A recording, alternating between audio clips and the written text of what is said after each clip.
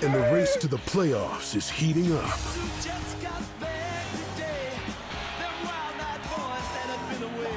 Bryce Perkins and the Panthers are coming off a last-second victory. An improbable comeback for the Michigan Panthers.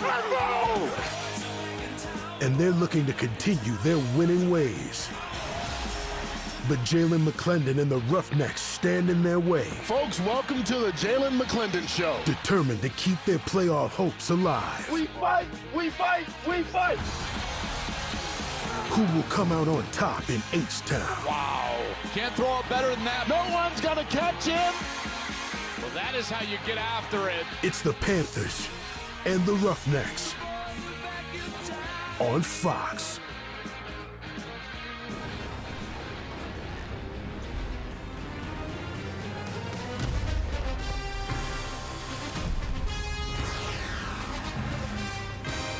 Welcome to sizzling hot Houston, Texas for a game that will decide the UFL playoff picture as the Panthers and Roughnecks get together. The Roughnecks have to win this game on their home field today to stay in the race. As we welcome you in, Con Runyon with Robert Smith, Devin Gardner in a moment, Mike Pereira, our rules expert. The Michigan Panthers can clinch a playoff spot today as they take the field here in Texas. But their leader will not be out there for the opening snap. Bryce Perkins, more on that in a moment. This is the shape of the USFL conference. The conference championship game could be decided by the end of the day if Birmingham and Michigan both win, with Houston needing to stay alive with a win. So Bryce Perkins, UFL frontrunner for MVP, precautionary out with an ankle today, so Danny Etling gets the start, Robert. Yeah, and Danny Etling, obviously, he's been around for a long time, 30 years old. It is his second year in this system, so has some familiarity with offensive coordinator Marcel Belfay's offense, but certainly not the mobile quarterback that Bryce Perkins is. So you wonder, is this Houston defense going to bring a little bit of extra pressure today? And they're pretty good at that, and forcing turnovers and turning those turnovers into points. Yeah, they certainly have been great, especially in this second half of the season. And again, with Danny Etling being in at that quarterback spot, we know defensive coordinator for Houston, Chris Wilson, he likes to bring pressure, likes to play a lot of man-to-man coverage. You got to be thinking he's going to light Danny Etling up today. Can they take advantage of no Bryce Perkins at quarterback? It is do or die for Houston, win and in for Michigan. The Michigan Panthers have played most of their games this season indoors, their home field at Ford Field in Detroit, and their hottest game of the year with 87-degree temps at kickoff. Let's go to Devin Gardner for the first time. He's with Danny Etling. Yeah, Danny, it was a game time decision, and you'll be getting the start today. And lucky for you and the Michigan Panthers, you're not a stranger to starting games, especially with a hungry team and playoff implications. What was this week like as you prepared to start this game? You know, it was a week like any other. Bryce was taking a lot of reps, and we were both back and forth. And then, you know, they came up to me today and said Bryce wasn't doing, and so I'm going to be a pro about it and go out there and execute. Good luck today. Thank you very much. But you got to love to hear that, Robert. I'm going to be a pro about it. Stayed ready, didn't have to get ready, and Danny Etling gets the start for the second time this year. Yeah, and that's really the cool thing about the UFL. I mean, you have guys that, you know, have had their chance in the NFL, and of course, Danny Etling being 30 years old and had been with a lot of NFL teams, of course, all the way back. You know, you talk about him playing at LSU and even starting off at Purdue. So he's been around the game a long time, knows how to prepare, and I'm sure he's ready for this opportunity. He's replacing Bryce Perkins, who is dressed today, and we are told in an emergency he could go. It's mostly precautionary, is what we were told by spokesman from Michigan. And Michigan will get it first, so we will see Danny Etling right away. We are off and rolling from Houston, with Michigan getting the ball first and out across the 30-yard line with Xavier Malone to get this day started.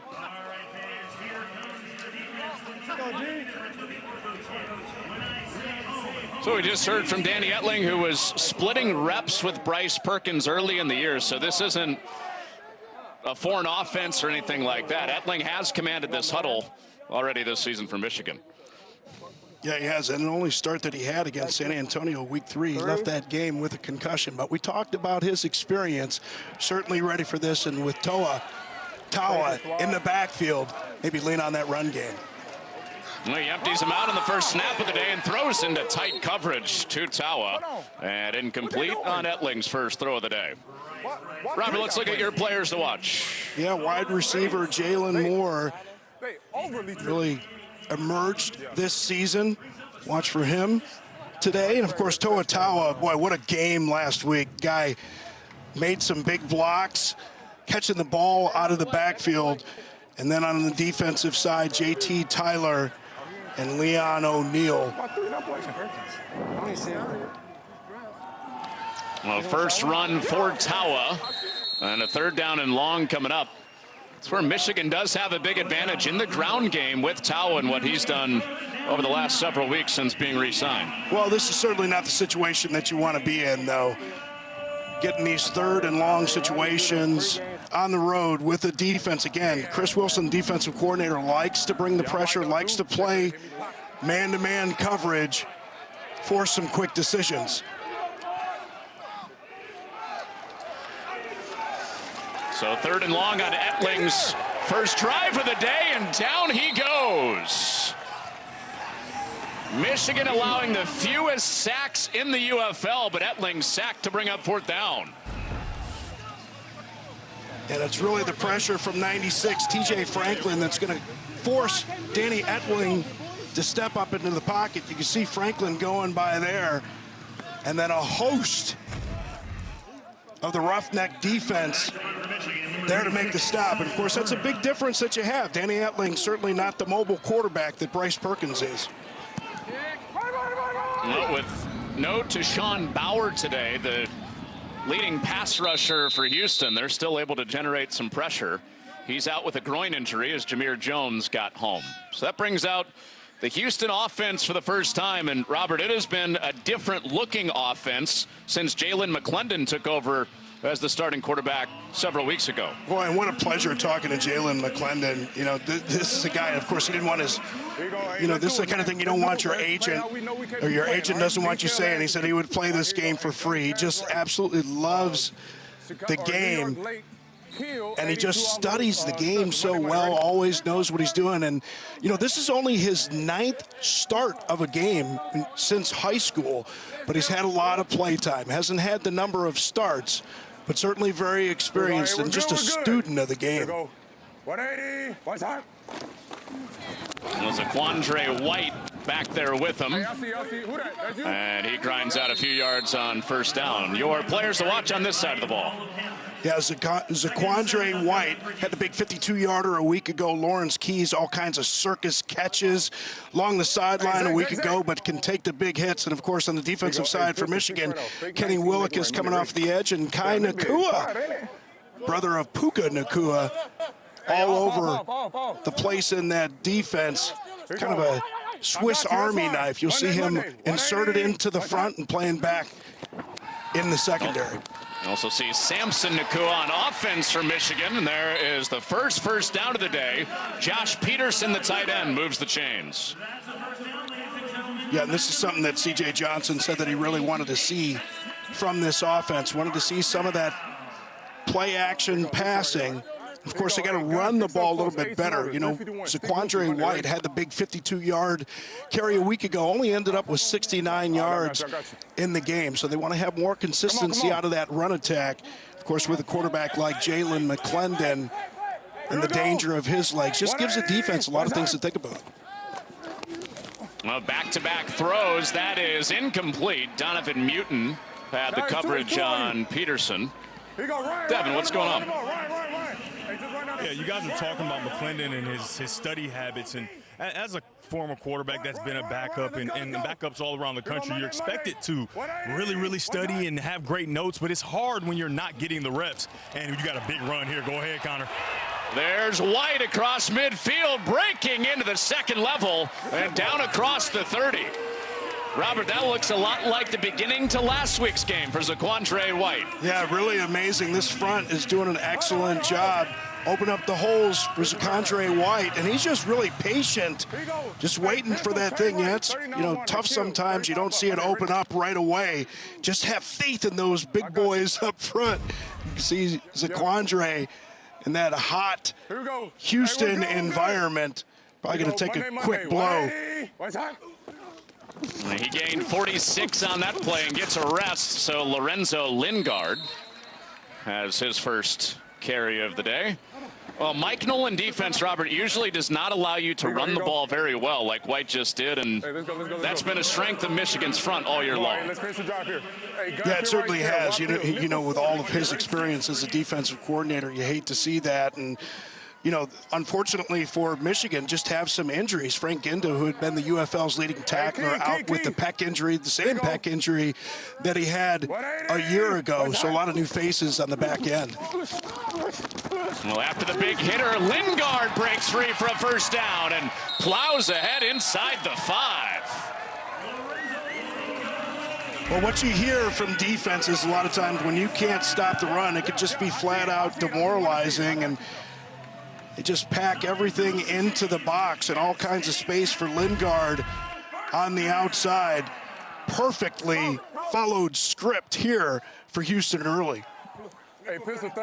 This is the second best rush defense in the UFL. It's the second worst rush offense in the UFL, but two explosive runs right here on this opening drive. And McClendon gets bottled up in the backfield. Adonis Alexander gets to him. I got you. You probably score. And of course, this is something that you have to think about with a Jalen McClendon. And those legs, get that zone read action going. Right there, wide peel. 15 Willie slides. Monday, ready.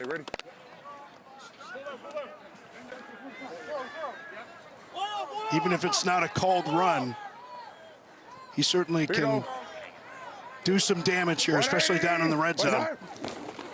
Cut back. White back in there. And McClendon calling for the cutback, but Michigan was right with him. I just love the access that we get here in the UFL. You could hear Jalen McClendon on that one. Watch for the cutback. And it's funny, you hear them, you know, these quarterbacks, guys like him, man, they know what everybody is supposed to do on a certain play and even give a little bit of advice there. 14 Willie slides. Monday, ready? You wonder if that was a little bit of reverse psychology, too. He's baiting Michigan a little bit. he knows White's going to run straight ahead. I don't know. That's a lot to be thinking about in live action. On play action, incomplete. Buzzing across the middle, Geeky Chisholm. And an early fourth down decision coming for Houston. It looks like the offense is staying. No, they won't. Maybe not. But you can see Chisholm just doesn't quite get his eyes back fast enough, and Jalen McClendon throwing with the anticipation even before Chisholm is out of his break, and Chisholm just not ready. Got to get those hands ready. You know, you're in a man-to-man situation like that you're the primary. You got to have those eyes and, more importantly, those hands ready to bring that thing in. Bullet from McClendon, though. So instead of 6, Chris Blewett out to try from 21 yards.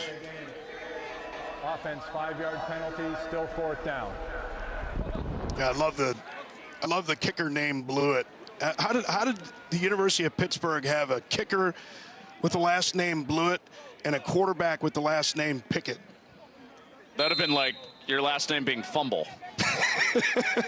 As a running back. Cough it up. Robert Cough It Up Smith. Delay game backs it up for Blewett, and he stays perfect from inside 40 on the season. And it's 3-0 Houston. After one touch, they need this game to stay alive in the playoff race. Roughnecks up early. Chris Blewett, 26-yard field goal, puts Houston up in the first quarter. And now, Above and Beyond, brought to you by Jersey Mike's. 7 seconds to go. Maybe the final play of the game. Perkins to the 5, going up top. He's short. Arlington wins it. Or do they? The game is not over. There was 1 second on the clock. Michigan will take its final timeout. Looking for the tie. Toa touchdown. Michigan wins it.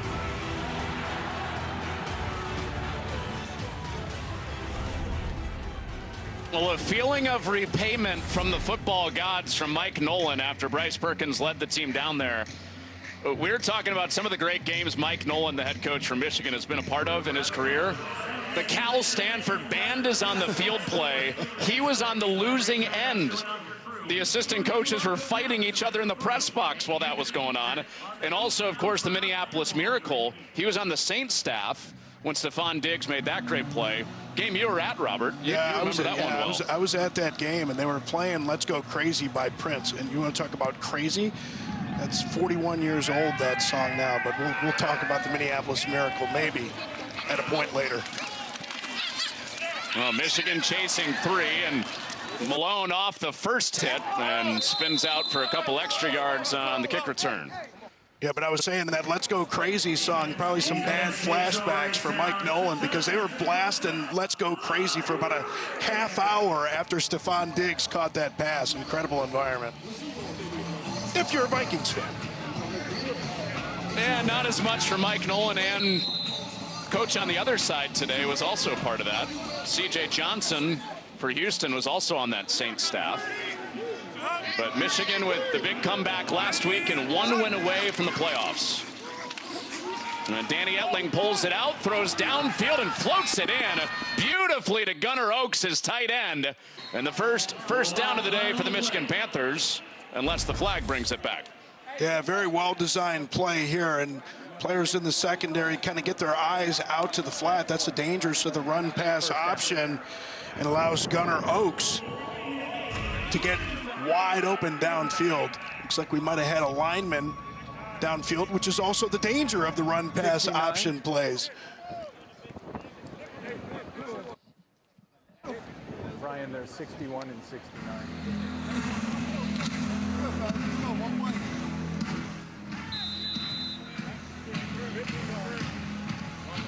Well, we know it was either Noah Johnson or Cole Cabral, 61 or 69, was down the field. And that wipes off the big hitter to Gunnar Oaks.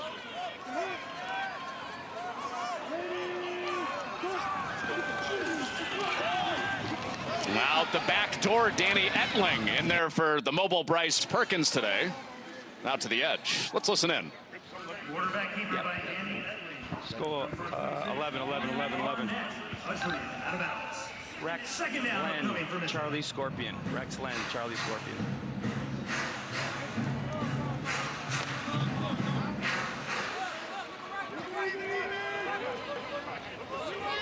Michigan offensive coordinator Marcel Belfay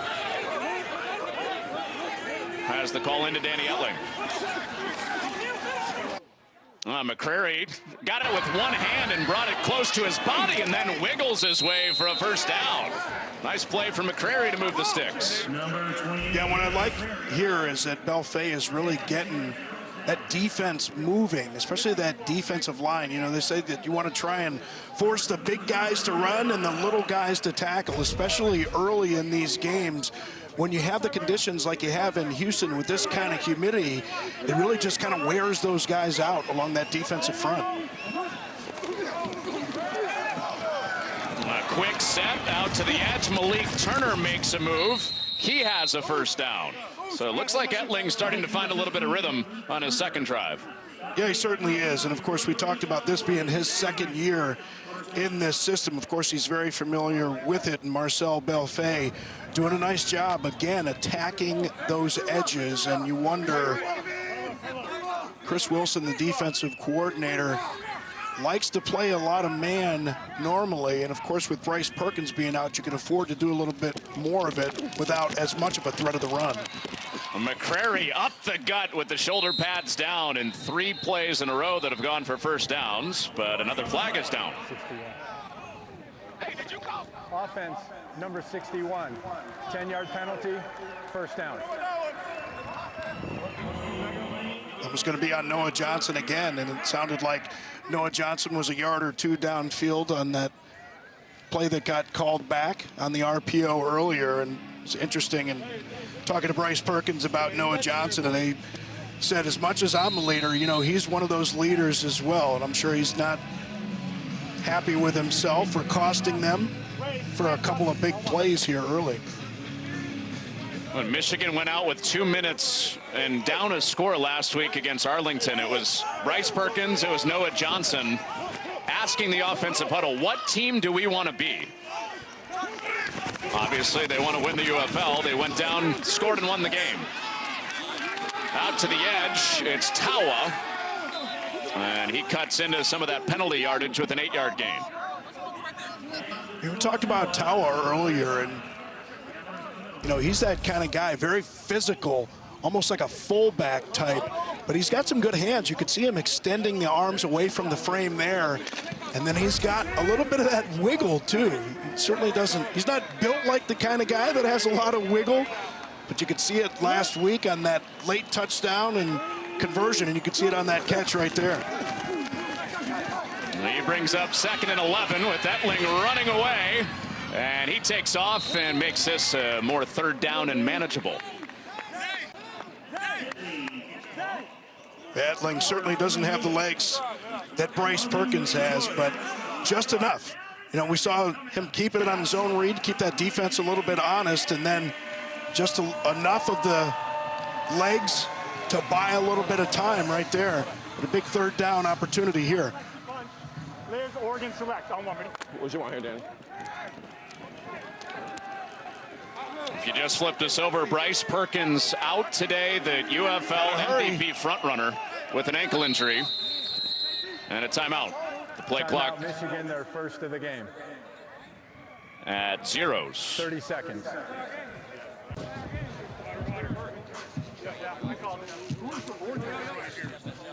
Well, I didn't know we had changed everybody. I thought Luke was in there. I can't look at that. Yeah, no, I hear it.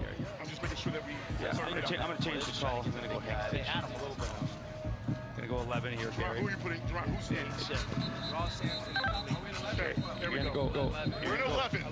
You're going to go Lexi, Rip, Hank, Fitch. You're going to go Lexi, Rip, Hank, Fitch. Tell the back he's got a fast one if he gets out.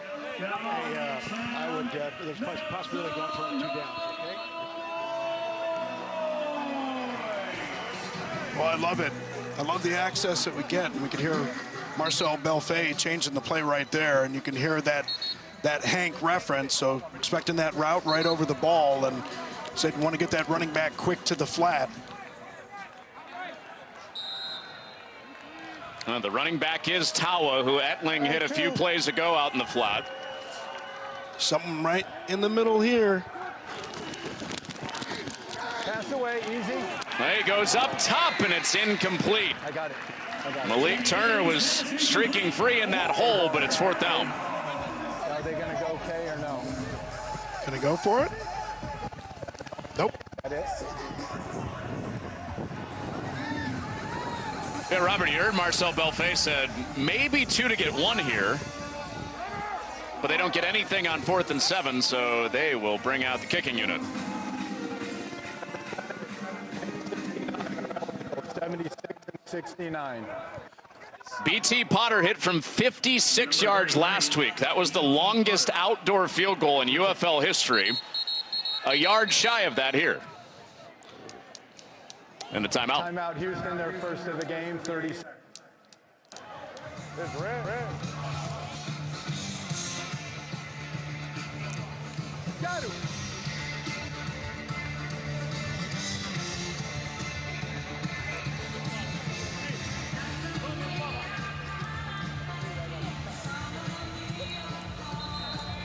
Well, C.J. Johnson seeing his former teammate on the coaching staff of the Saints today. We talked about that a little bit earlier. Do we want to return it back?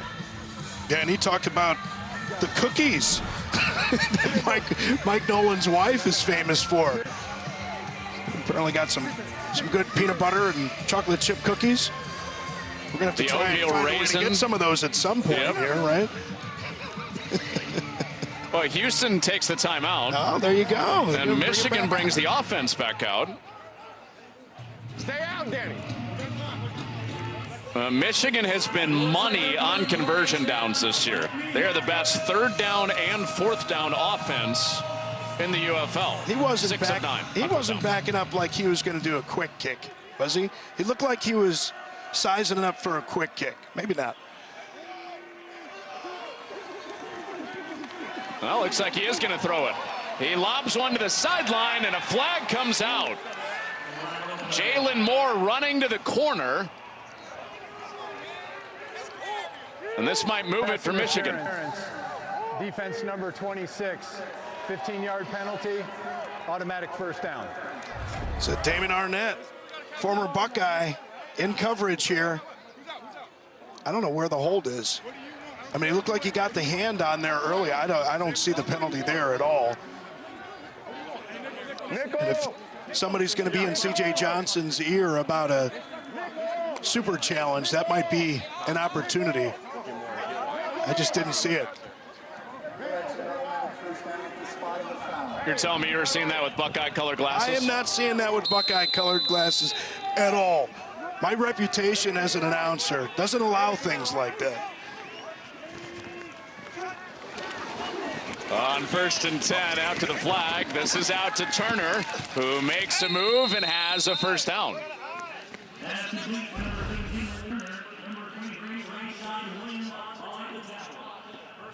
And you see, he gets the hand out there, doesn't grab, no material restriction. I mean, you tell me. Where's Mike?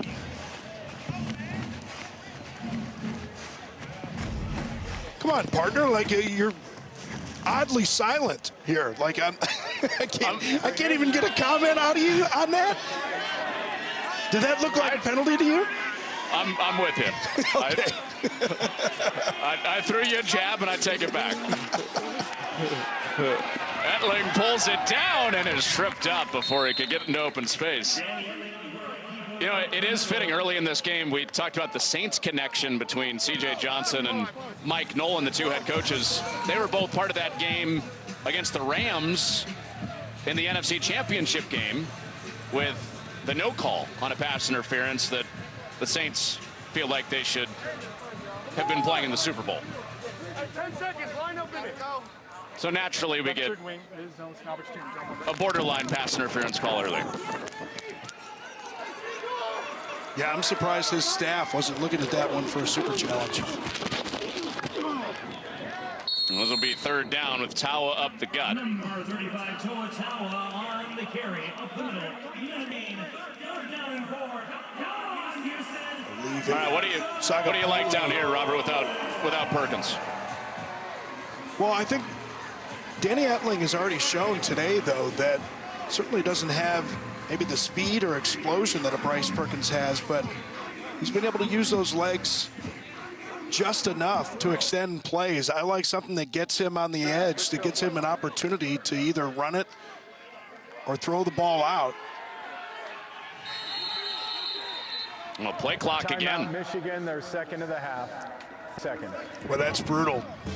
2 timeouts in the first quarter gone because of those mistakes. Get an opportunity here after. Today's game is sponsored by Progressive. Progressive protects your home, auto, boat, motorcycle, and RV, and could save you money. And by Dr. Pepper. Try new Dr. Pepper Blackberry and Dr. Pepper Blackberry Zero Sugar today. Houston with an early field goal, leading it in the first quarter in a game they have to win to keep their playoff hopes alive. Eyes on Birmingham in this conference as well. They're tied with Michigan in the standings. And just a few weeks ago, Jamar Smith had retired from football, but he got called on in relief last week, and he hits Deion Kane for a 65-yard touchdown to lead it 9-0. That game over on the Fox Sports app right now. Boy, it was fun watching him come into the game last week, man. He was all amped up, too. He looked like a swole Warren Moon running the football in that game. Jawing with guys after he got up, running folks over. On 3rd and 4, Danny Etling out of the timeout. Around pressure, throws back across his body, and has a touchdown. Malik Turner for 6 for Michigan. 12. Well, you have to understand when you can come out of coverage, and this is what we talked about with Danny Etling. Just that ability to get on the edge, buy a little bit of time, pulls one of the defenders up out of the secondary to try and stop him, to make sure that he doesn't run it in. But you have to know what priority you come out of the secondary in, right? You got to know who has that first force position. Well, Michigan goes for one, and they get it. Cole Hicatini with the conversion for Michigan. The Panthers so good in short yardage. They lead the UFL in 1-point conversions. They add another, up by 4 late first. Green onions. Oh yeah, here we go. Coming up next, the fastest drivers in the world set the field for the greatest spectacle in racing with the Indianapolis 500 qualifications right here where they belong on Fox. That's right. Fox, the home of the Indy 500 for the first time this year.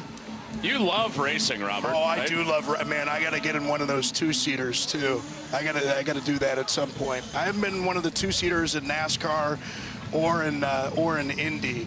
So I got to figure that out at some point. You sidecar with Tom Brady in a 2-seater. I think it's yeah, so who's driving? you guys figure that out. Oklahoma drill to figure it out. Oh, yeah, there you go. I like my chances there. I'll watch from the pagoda. BT Potter to kick it off after Danny Etling just led Michigan down for their first score of the day on the Malik Turner touchdown. Track star Cyril Grayson with the head of steam ahead out near the 35. That's where McClendon and Houston will take back over.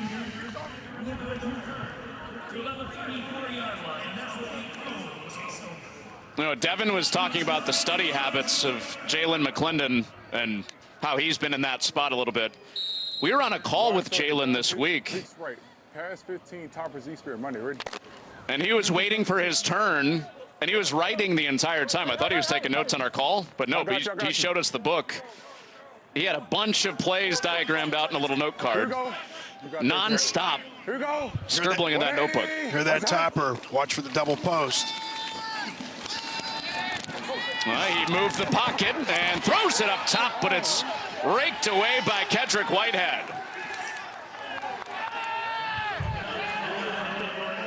Yeah, McClendon just didn't lead him enough on that throw. Gave Whitehead the opportunity to come in and make a play. And, you know, that's something that you see with Jalen McClendon. You know, we heard C.J. Johnson say, you know, he wants him to process things a little bit quicker. Sometimes he gets a little bit quick with those feet, leads to some inaccuracy with those throws. Here you go. Well, C.J. Johnson does have very high standards coaching Drew Brees in New Orleans. It'll be his current quarterback, McClendon, on the field on a second down with the start of the second quarter on the other side with Michigan up by 4.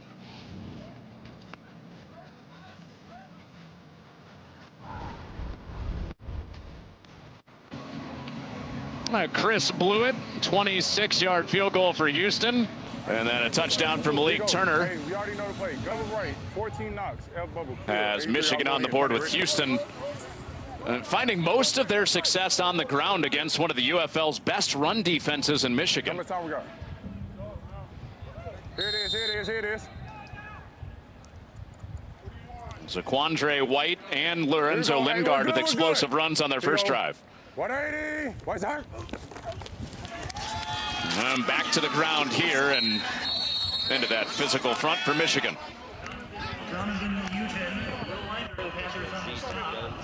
Number 6, Zaquandre White. Z. Reed of Denver. Z to gun spread right, Quizno.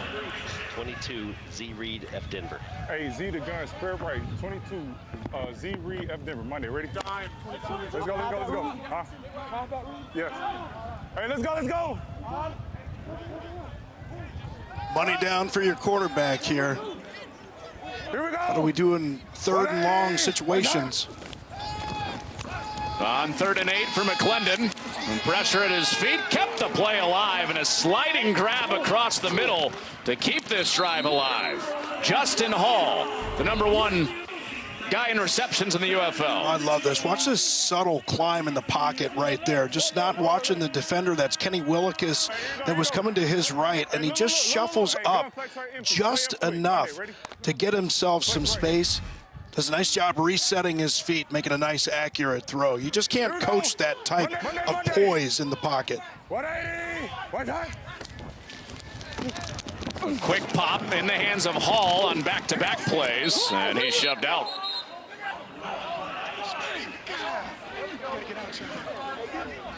Well, let's go, Willie Slice. First down. 11 personnel. 11 personnel to right half. Reno gun. Then left tear, wide peel. 14, Willie Slice. Left tear, wide peel, 14, Willie Slice. Here you go, here you go, here you go. Come on, come on. Don't worry about it. Here you go. Hey, gun, pin, left tear, wide peel, 14, Willie Slice. Monday, ready? Pin, right? Yes. Yes, or pin. Yeah. One off. Come on. So we'll watch run pass action with the run action right up here. Well, to the outside for White, and with the penalty still behind the original line of scrimmage, getting 6. Robert, C.J. Johnson told us that we are not good enough right now on offense, talking about Houston, to deal with 2nd down and 15, right in that range that he was talking about. You called it, partner. You beat me to the punch there, too, because I was going to bring that one up.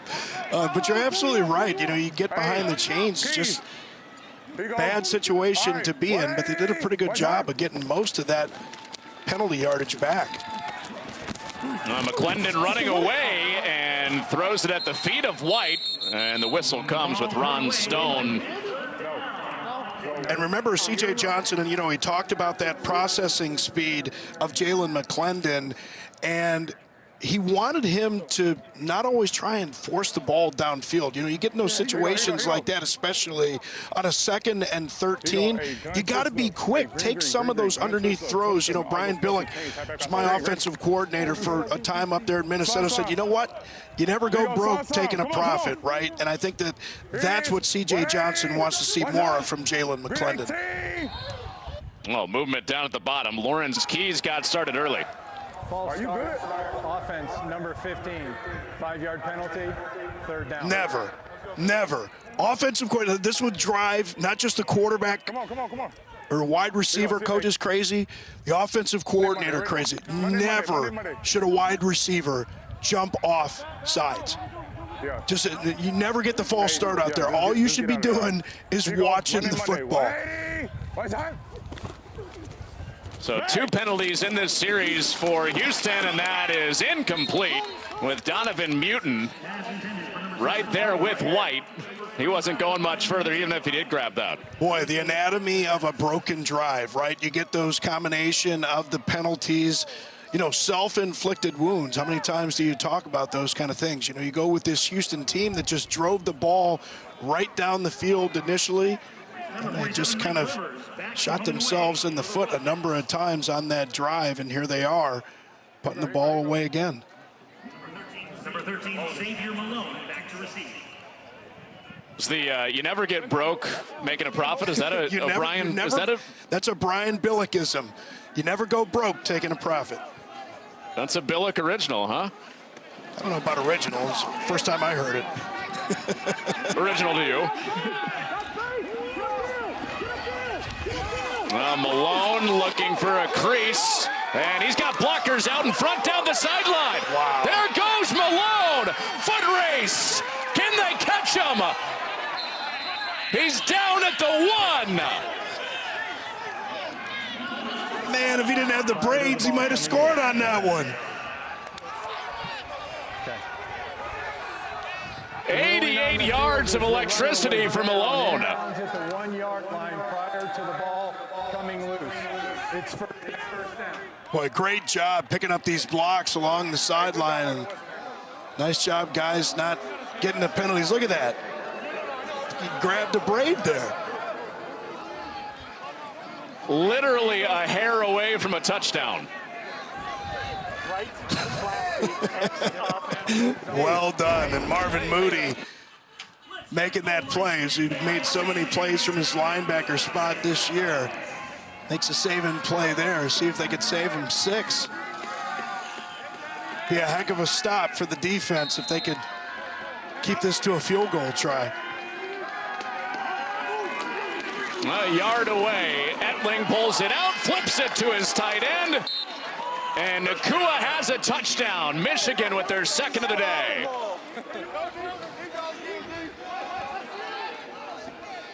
You're going to go with that little play action. Everybody expecting run. And a nice job with that little sneak route coming across the formation for Samson Nakua. Easy 6. We got to bring that graphic up just for the heck of it again with Samson Nakua. That picture is just awesome. Like a handlebar type mustache, and crazy smile. Great hair in that family. This is good stuff right there. His brother was at the game a week ago. Yep. And on the conversion, they are back in with Tawa.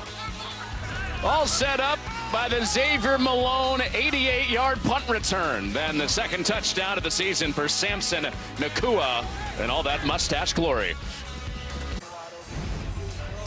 Well, 3 weeks to go in the UFL season, and these are the leaders in the clubhouse to see each other in the XFL and USFL championship games as of today. DC and St. Louis in the XFL conference, and Birmingham and Michigan on this side in the USFL conference. And Michigan with a win today, they are in. Houston at 3-4. They need a win to keep that chance alive, and they'll get Michigan in a couple of weeks head-to-head again if they can do that, which would be a huge game. Yeah, and really, you talk about the way that these teams played over the last couple of weeks. Michigan with the big comeback win a week ago, and Houston with the close loss at the end. Emotion, so important in this sport.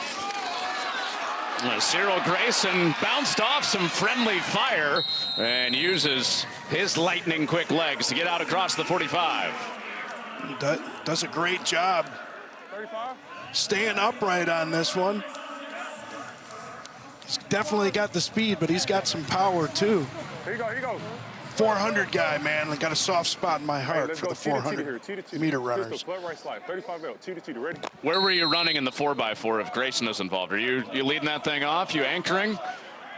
What do you think? We'll get to that in a second. Here we go. Are we going to see you run? Is that what you're alluding to? Maybe. McClendon pulls it out. He's across midfield. Second down. Nice job. That's the way to read it. Keep the ball tucked now. Keep it tucked. Okay, 10 personnel. Gun toy left tear. 53 Indy halfback read. Here you go.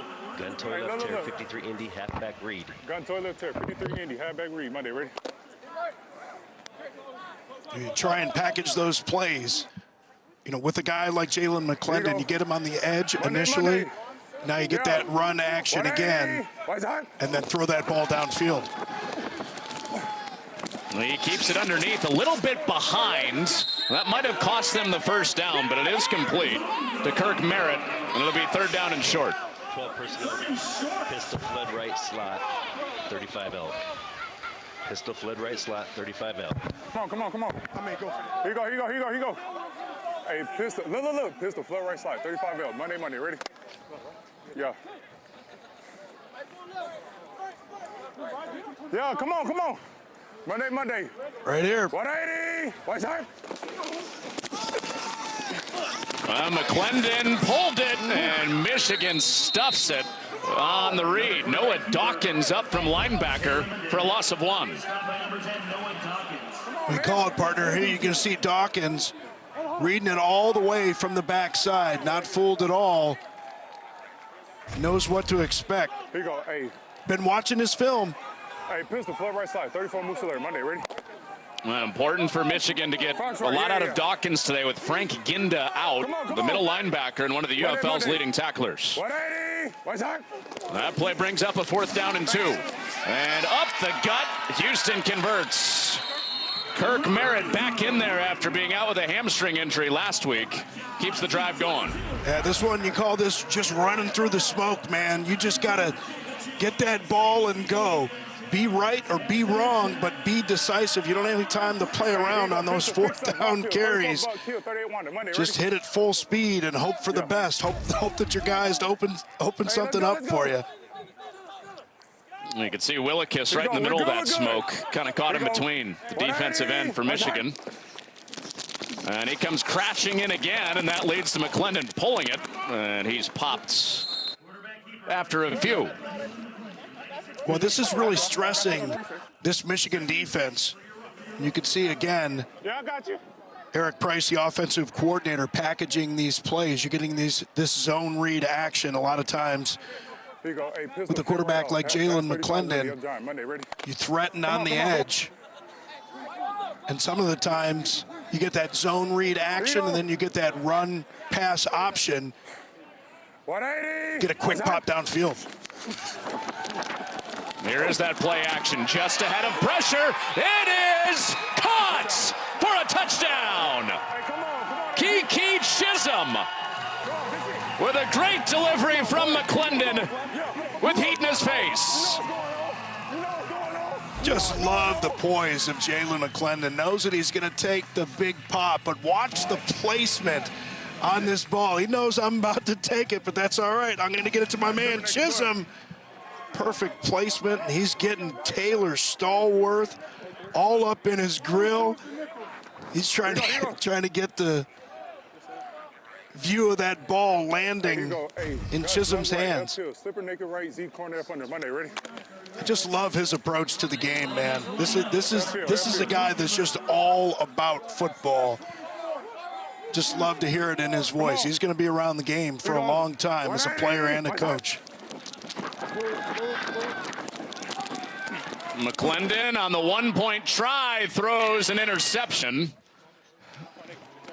And the one-point attempt, no good. Don't go broke and you can make a profit. That was the advice from Bill Billick, right? Brian Billick said that, and that applies to McClendon today. He comes up with a big profit on a 33-yard hit for a touchdown. Today's game is sponsored by T-Mobile, America's largest 5G network. And by Liberty Mutual Insurance. Only pay.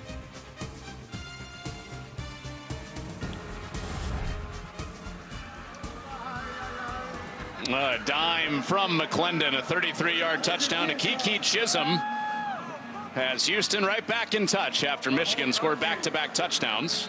With Robert Smith, Connor Onion, Devin Gardner with us on the sidelines. Mike Pereira is our rules expert. A game that Houston has to win to keep their playoff hopes alive. In the UFL, Michigan with a win, they are in. With 2 weeks to go after this. Well, Malone had the big punt return, and Houston swallows him up on the kick return. Here is Devin. Yeah, Kiki, when you're running your route, obviously you hope to get the ball running deep, but you don't know what's going on in the pocket. Your quarterback takes a big shot. What does it mean to you that he's able to deliver a perfect ball with him taking that shot? Man, it's just a testament to the work that we put in. I know Jalen, he's a dog. He's going to stand in there and deliver the football. So, I mean, my job is kind of easy. Just go out there and make plays for him and be the guy that he can depend on in tough situations when we need to play like that. Great catch. Good luck the rest of the game. Appreciate you. Devin, I saw that you had those beads of sweat dried up this time. You're looking good down there, man. Staying cool. Doing my best. Well, first down for Tawa for Michigan. We were talking to Bryce Perkins about that this week. What his drink of choice is.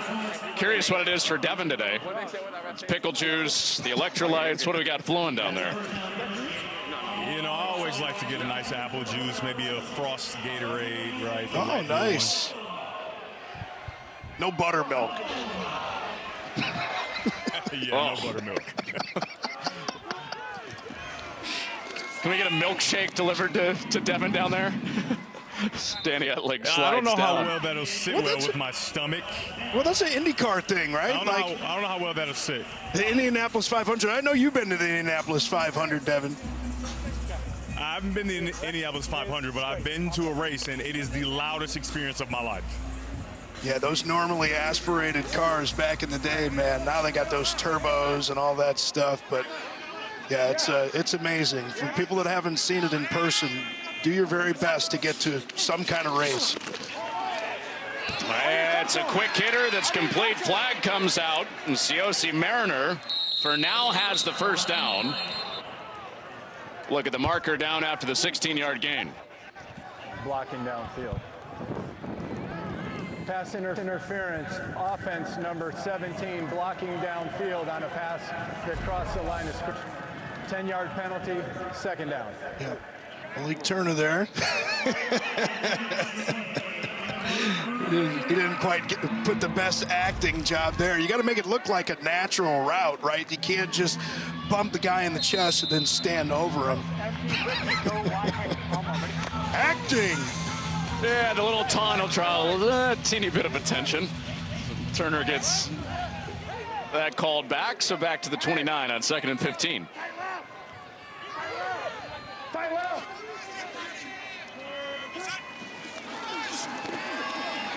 Etling pumps, gets out of there, and the second wave comes and gets him. Jameer Jones for the second time in this game brings down Etling with a sack. Jameer Jones from Houston. Watch the closing speed here. See him coming off that right edge. Nice wrap. Playing right at home. He's from Rochester originally, but played his college ball there at Houston, making a big play in front of the home crowd.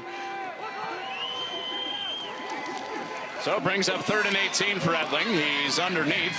A bunch of Roughnecks are waiting for Hicatini, and it will be punt time most likely for Michigan. That's exactly what Houston needed. They had a big disadvantage late in that first quarter.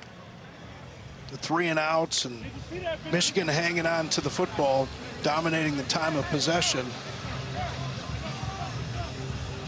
You go down and score, and your defense rises up. These guys know what's at stake, and that's what's really cool, especially coming off of a tough loss last week emotionally, coming out and playing hard today.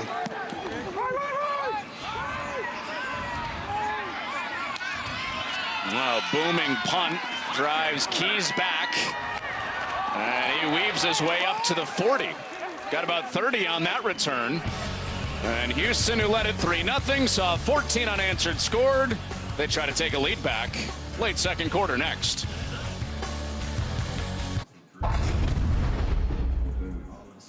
When they playing quarters, right? The backside safety looking at number 3.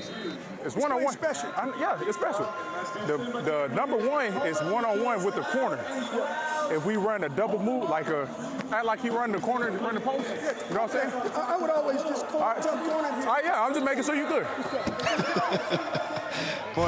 boy, you love it. And I know Devin, talk about quarterbacks and, the way that they study the game. It's so important to have a quarterback that can go back and have that recon that they can deliver to the coach to tell them what's really going on the field. All right. Here we go. 180. One time. Well, McClendon, after that 33-yard hit earlier, takes another shot, but too much. There's the big arm for McClendon, but a little bit too big that time as he took another shot. He's a big man. We know that he can take those hits, but you'd rather not see your quarterback taking pops like that. That was Butoe, who had just been signed this week, coming in and making the big hit. Okay. Former Husky. He's seeing... Here we go. Hey, kill. Zach Banner on the other side on the offensive line for Houston. They both went to the same high school in Washington. That is almost intercepted. It should have been intercepted by Kenai Lovely. Boy, Lovely, this is one he's going to want to have back, and certainly one that Jalen McClendon wishes he had back. I'm not sure if he was trying to get the ball to Hill on that one, or if he was trying to get it behind to Butler. May have been one that just kind of slipped out of his hands. Yes. Well, that was Michigan's biggest challenge coming into this game is their matchups on the outside. Almost came away with the takeaway. And McClendon in a tight coverage again. Flag is down. Push off offense. Okay. Might they decline that for 4th down? ICT, okay. Where is it? Let me see the all 20. Illegal contact, defense number 19. 5-yard penalty, automatic 1st down. Come on. That's what I'm saying. Come on. Sadonis Alexander called for the penalty for Michigan.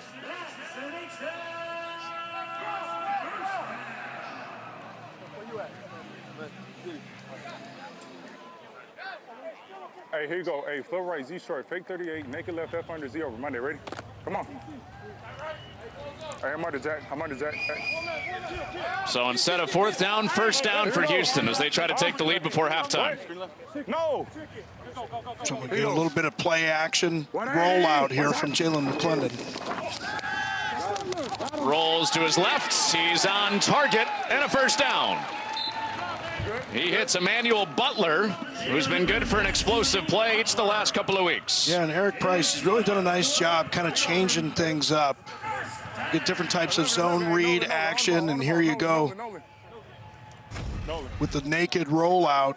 Hey, let's go. Just presenting a lot of different things for the defense. Jalen McClendon, though, he has got to be careful, really come close, thrown into tight coverage.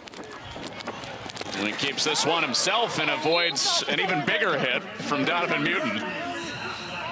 He was hunting the big one, Robert. Yeah, he was.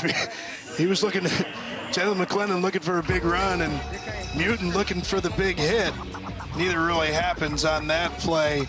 Houston driving when we get back. Follow me into our solo. Get in.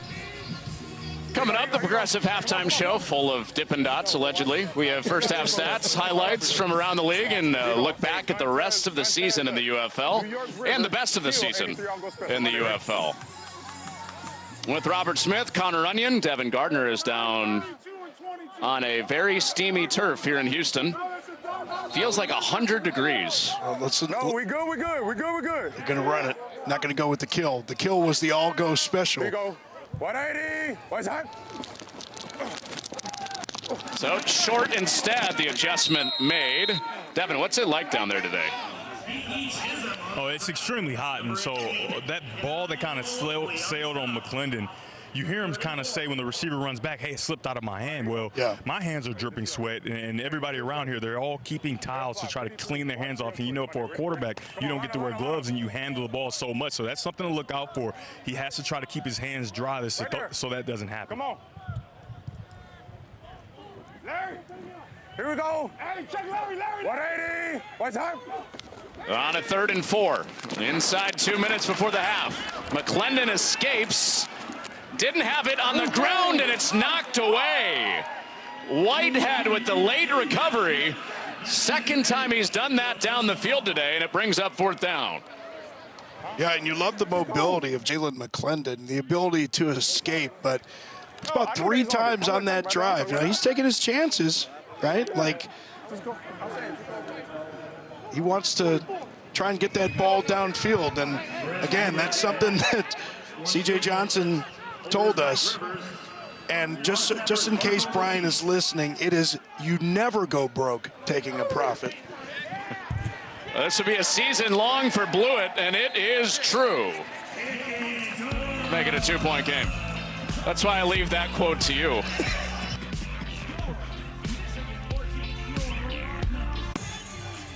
The longest field goal of the year for Houston kicker Chris Blewett brings it to a 2-point game just before half. Mike Nolan and the Panthers will get the ball with 1:42 left.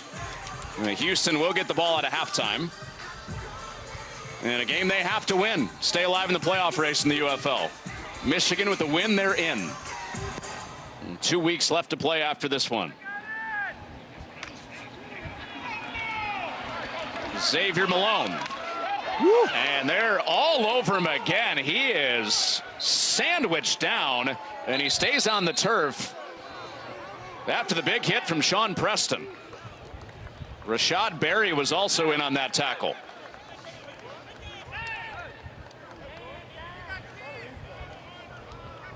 So the concern for Malone. We will take a break.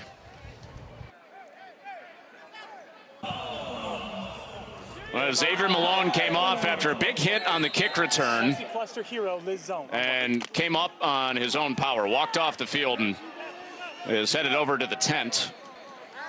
It's Malone has over 180 kick return yards today. Had the big punt return of 88 yards, set up Michigan's second score. Minute 35 for Danny Etling in the Michigan offense. And the Houston defense has been stout and picking up Tawa today. Marvin Moody with that tackle. Yeah, another tackle for loss. And talk about a 100-yard difference between Houston and Michigan today. Of course, Michigan had the big punt return to get in a position to score, but Houston defense, talk about the way that they've been playing much better in the second half of the season, not just producing turnovers. Of course, got a backup quarterback with Danny Etling, but give credit where credit is due. Houston's really stepped up on the defensive side of the ball. Houston having thoughts of maybe getting the ball back. They take their second to last time out. And Robert, the rush defense for Houston, that's the magic number. 100 rush yards against them. Their 4 losses, they've given up 100 plus on the ground. When they've won all 3 games, they've allowed less than 100 yards rushing. And they're on pace to do that today. They've given up just 29 on the ground to Michigan in the first half. Yeah, really just not much of a rhythm at all from this Panthers offense. Of course, with the late change with Etling. On 2nd and 9, Etling across the middle has a first down, and the ball comes out at the end. Was he down, though? Mariner loses it. He got 26 on the play and a first down to midfield, but does he keep the ball? Looks like he will. Anything but a hand or a foot. Looks like that shoulder comes down. That forearm comes down. Yeah, he's clearly down. Yep.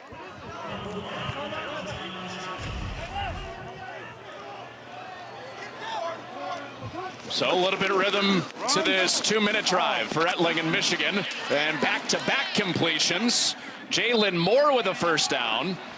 He gets 13 after the 26-yard hit before that. And I like Belfay changing things up here. Going with a little run-pass option. Getting Etling to the edge. He gives Tawa carving out yards after contact, and definitely into field goal range with 40 seconds to go. A good time to finally start getting some production, and they're doing it in all kinds of ways. I love watching Tawa run, man. 108 yards on first down, and that's knocked away. Good coverage on Jalen Moore, and 3rd and 2 for the Michigan offense.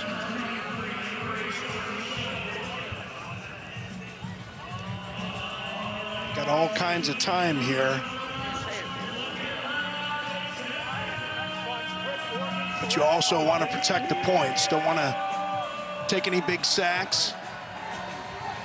Always leave yourself an opportunity with a great kicker in BT Potter to at least tack on 3. And you always want to be the team to finish with the ball. Etling going up top, and it's out of bounds and incomplete for Nakua. So the best 3rd down offense in the UFL has been held to 1 for 5 on 3rd down in the first half.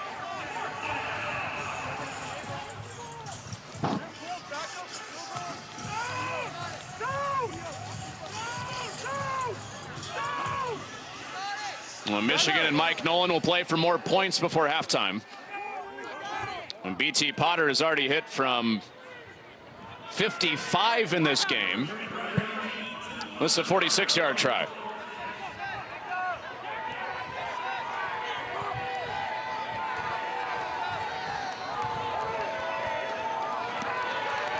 The big leg of Potter, and it's off target.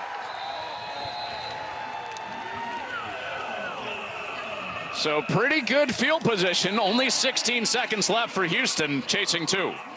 Yeah, it looked like it was a bad snap. The holder had a little bit of trouble bringing that thing in, and then looked like me with 9-iron chunking it a little bit, pulling it. Come on, come on. Just that little bit of timing. That's why those guys, they get over into their side of the practice field, and they're practicing that all the time. You know, you get the kicker, the holder, and the snapper. You've got to be automatic. Just one little piece of that operation gets off, and it throws that kicker off. And, of course, those kickers, they're just different animals from a mental standpoint. So how aggressive will Houston be? Looks like they will be, and a catch by Hall along the sideline.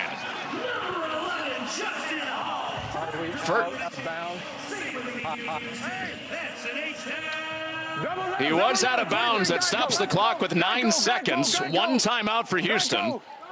Here you go. You got to check out. 180. One time. And into traffic and incomplete. So that's the end of the half. Clock stopping after the first down, winding on the ready to play, and the half comes to an end with Michigan up by 2 and McClendon not happy. And you can see him coaching all the way to halftime, right? That's just the guy's mindset. He talked about wanting to become a coach at some point. He's always been a leader, he said, even when he hasn't necessarily been the starter. Here's Devin Gardner. Coach, a good first half, not many opportunities, but the opportunities you had did well. Assess the play of your quarterback, McClendon. I thought he played well. He just drove it down the field a couple times. A couple times he threw in a double coverage, but other than that, he didn't hurt us. I thought he did a good job this half. He's been under a decent amount of pressure and still been able to find success. How do you remedy that in the second half? I think we're going to keep another guy in, and we're going to have some stuff that we're going to get out of his hands quicker. Thanks, Coach. Thank you. Time for today's big move, brought to you by Pods. It was Xavier Malone's 88-yard punt return. Hit the sideline, and by that much, mistaking it all the way. There's only been one punt return touchdown in the UFL this year. He almost had the second. He was dragged down by Marvin Moody at the 1-yard line, and that set up Samson Nakua for a touchdown moments later. And that helps Michigan go into the locker room up 14-12. Michigan with a win today are into the playoffs. The Roughnecks have to win to stay alive. We'll be right back with the Progressive Halftime Show.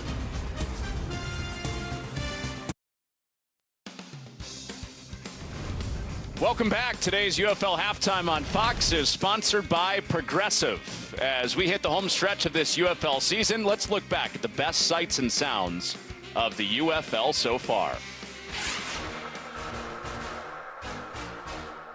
It is year 2 of the UFL on Fox. Oh, they came out! A stiff arm makes a man miss! Kalen Balazs breaking tackles and going all the way to the end zone for the touchdown. Excellent run from Kalen Balazs. Good job, good job. It's a way to get to that guy. Put your foot on their throat and dominate. What a run, nothing between him and the end zones, and there they go. Time now, being pressured, tries to spin out of it, and that ball is picked off. Michigan's going to close it out with Kai Nakua, returning it all the way. Game sealer. Going deep. Got it. Absolutely perfect. Still on his feet. Breaks free for a touchdown. Intercepted. And he laterals it to the big fella. Trying to get there himself. He goes airborne.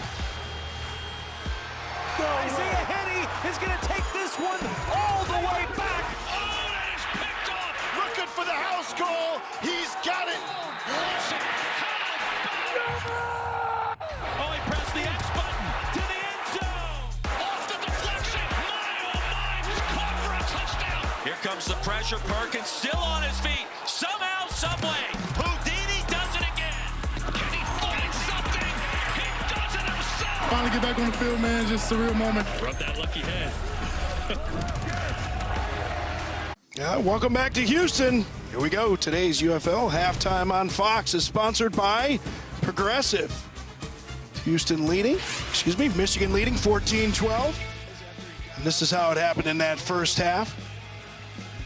Danny Etling, of course, starting for Bryce Perkins, gets to the edge, throws it back, crosses body, hits Malik Turner for 6.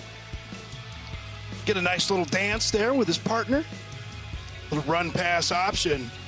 It's not Puka Nacua, but it's his brother Samson Nacua for the easy 6. And here, Jalen McClendon drops back and drops an absolute dime to Chisholm over the defenders. And take a look at the first half stats. See, Houston, 204 yards of offense. 120 of those yards came on 4 big plays.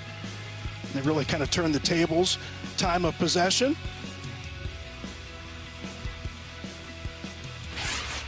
Take a look at some action between Birmingham and St. Louis. Jamar Smith stepped in a week ago after being out of the league, throws it deep to Deion Kane, broke away for a 65-yard touchdown. Jamar Smith with the big celebration. Later in the first quarter, St. Louis was down 9-0, and Max Duggan, former Horned Frog, taking it up the middle, 13-yard touchdown. Here we go. Same score following a fumble recovery. Duggan does it again, takes it to the outside, dives in for a 12-yard touchdown. Look at him extend. Hit that pylon for 6. Battlehawks up 13-9 after the 1-point conversion. Be back here in Houston after this break. You know, oh, that's a spear. Head to head. Run it, run it, run it. Oh, hey, back up. Back up. He's good. You gotta call it, you gotta call it. Hey, go, snap it. You gotta tell him snap it. Snap it, snap it, snap it. You gotta snap it. It doesn't snap, snap it. Snap it. Man, I love it. CJ Johnson, he reminds me of Bobby Turner, he was my coach at Ohio State, running back coach when I was a freshman. He's 75, 76 years young, still coaching with the 49ers, man. Same cadence on snap it from Bobby Turner. It's just like he had that same kind of high-pitched, always high intensity.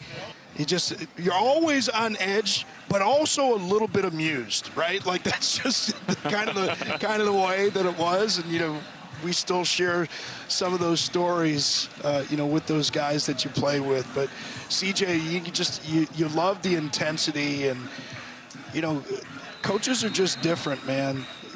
There are guys that just love to be around the players, and they love working with the players, and not just on the field. My favorite line about coaching, the good coaches make you a better player and the great coaches make you a better person. And you can just tell with the attention to detail that, guys like CJ Johnson has. It's a love of the game, but it's a love of helping guys become the best versions of themselves. It's cool to see.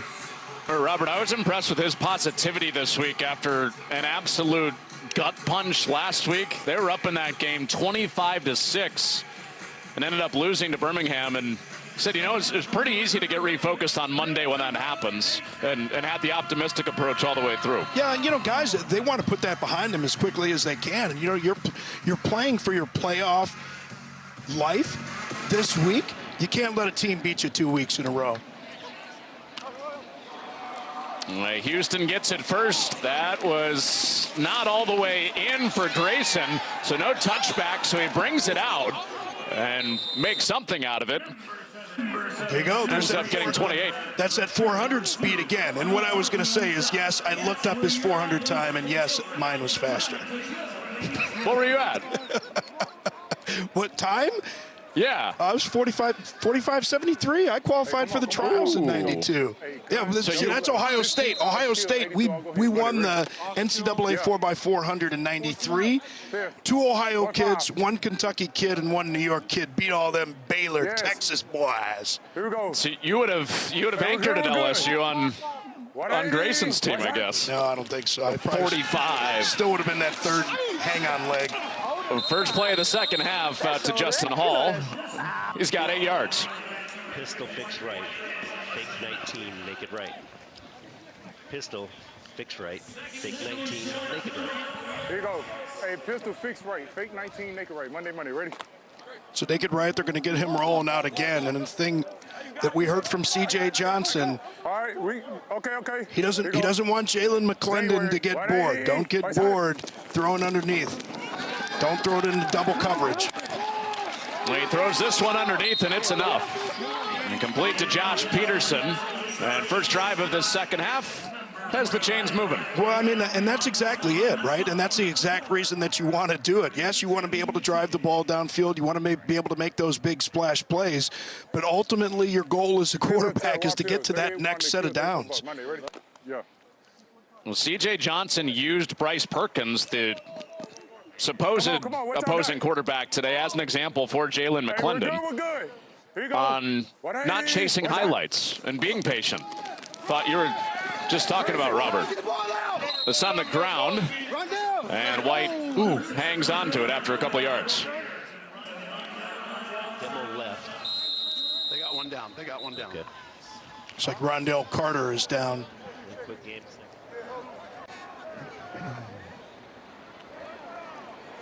Hey, 6. Keep pressing. Carter made that tackle, and they're looking at his left foot. About a minute and a half into this third quarter, we'll step out with Rondell Carter back on his feet.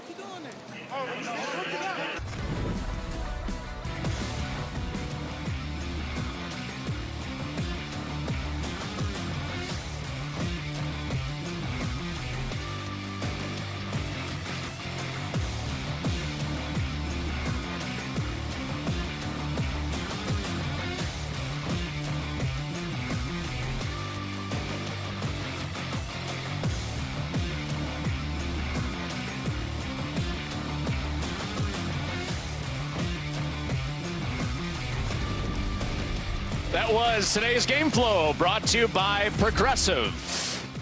Minute and a half gone in the second half. Rondell Carter, the defensive end for Michigan, came off injured on that last play. And second down and 7 upcoming for Jalen McClendon and this Houston offense. Friday tonight.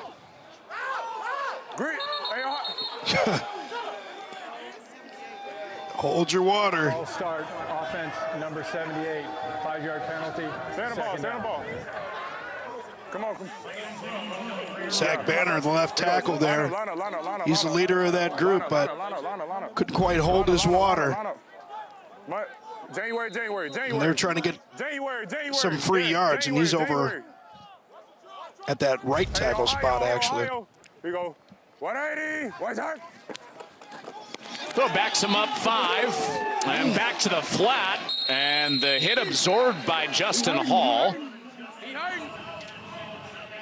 Stayed on his feet for the moment. Now he stays down after bringing up third down. My bad, no. I would have been the first. My fault. Did the safety get over top on you? Holding up those shoulder pads, man, just taking one, got the breath, hopefully just got the breath knocked out of him. So these guys aren't very big, Justin Hall, Lawrence Keys, but they can take some pretty good pops.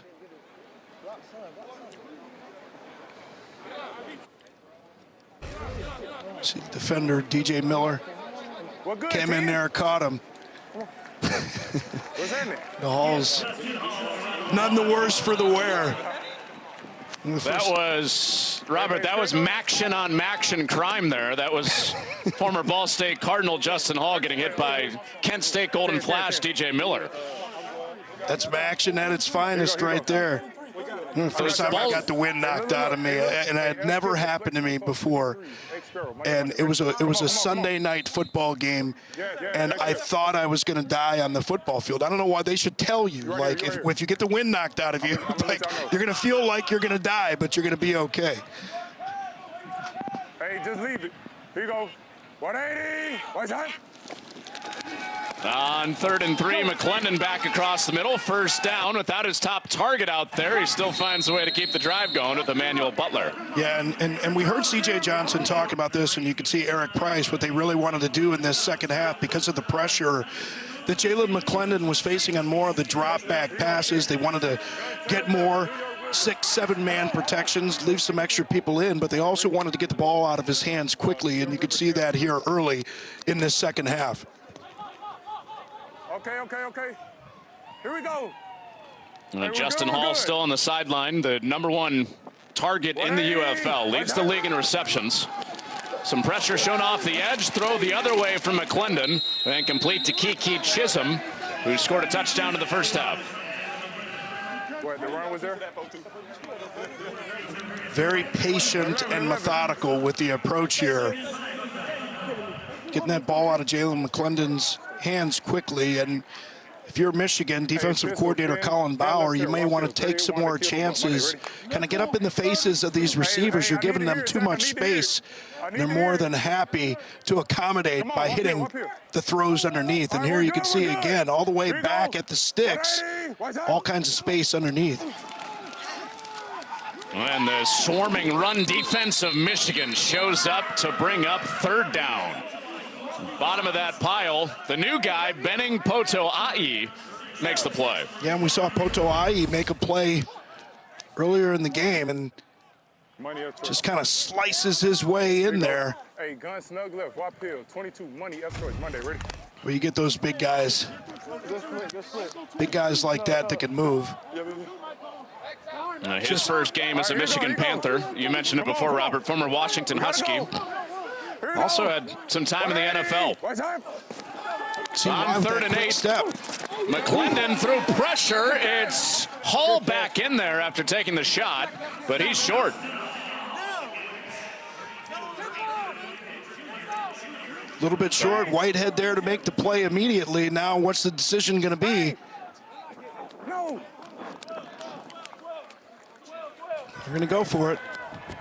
Oh, change personnel on 4th and 2. Get a tight end in there. 34 Monday, ready? Come on. Well, McClendon on target as of late. He's completed 6 straight balls. Here we go. Where do they go on 4th down and 2? They're expecting. Oh, back to the air, but it's dropped. Looked like a sure first down to Spivey. And the drive comes to an end on the drop for Jaquarius Spivey. Yeah, and Spivey, you can see he just turns his head a little bit early. Gotta collect that ball, so Houston fails on 4th down. Michigan ball when we get back. Today's game is sponsored by Allstate. You're in good hands. And by Jersey Mike's Subs. Be a sub above. We're back with Robert Smith, Connor Onion, Devin Gardner on the sidelines, Mike Pereira, our rules expert. 4th down stop, really a 4th down drop for Houston, Robert. Spivey looked like he had the first down and turns it over to Michigan. Yeah, they say all the time, you know, what do you catch the ball with? And people on it, they'll say really quickly, well, you catch the ball with your hands. You close your eyes and try and catch the ball, and take your eyes off of the ball too early, and bad things like that can happen. So Danny Edling making his 2nd start at quarterback for Michigan today. On target to start the second half. And a first down for the Panthers. Left Trey Zing, Liz Duo Z4 select. Left Trey Zing, Liz Duo Z4 select. JT, where you at? Why you stop? Why you got it down? So you can hear a couple plays there. Get a duo, so you either get a run or you get the right look, and you're going to go with Z select, some sort of pass play. Stay with the duo. Picks the run, it's Tawa, and barreling ahead. He is a bowling ball, and he has a first down. Yeah, you're absolutely right, but the offensive line doing a nice job getting him to that second level, but he's got much quicker feet than people seem to realize. You know, he certainly can be that battering ram, but he's got very quick lateral movement and does a nice job kind of reading the flow up front to get the cutback. And Taua up to 35 yards on the game. He has the most yards per game in the UFL this year. Turner off the hit, and he stumbles his way right near the marker. Let's brave on the ball. Let's brave. He tried to milk that pass there. Okay.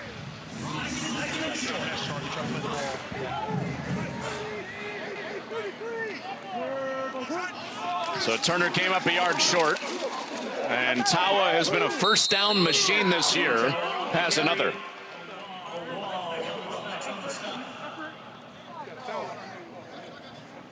It's not a first. Say something. Say something. Michigan leads the UFL in first downs rushing, in big part because of that offensive line, but Taua individually does as well. And he gives him a fresh set of downs. Yeah, we haven't seen it in a while. One of the first plays of the game was a zone read with Danny Etling hanging on to the ball. They may be overplaying Taua and McCrary in the game now, but watch for Etling to hang on to the ball one of these times. And we got it off at the end of the play clock, and Houston is all over Nate McCrary. Damon Arnett, more than just a cover guy. He fits the run from cornerback.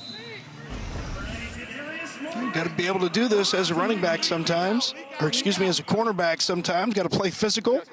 Arnett, no Buckeye-colored or Rose Bowl or scarlet-colored glasses. In my evaluation of Mr. Arnett's play, just coming up making a nice stop. At some point, Devin's going to have. He's going to have to chime in on this. give us a little more balance of the Buckeye Devin's out there. a big Buckeye fan too.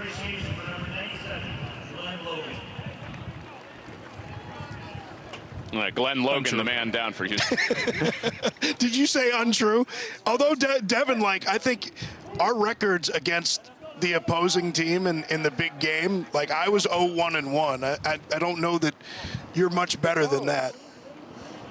You know, listening to the broadcast, there's a fair amount of propaganda being spewed by one of the talent. I'm not sure which one that is. I know it's not me. I know it's not Connor. You guys do the math. I was 0-1-1 against the team up north. I'm laying it bare. I don't have any ground to stand on. That's incomplete to McCrary. I'll just throw this out there. Ball State, the Harvard of Muncie, Indiana, undefeated against both Ohio State and Michigan lifetime. Pretty sure that's factual. It's David Letterman's school, isn't it? That's right. Brady Hoke, before he was the Michigan coach. Undefeated year there. Rex.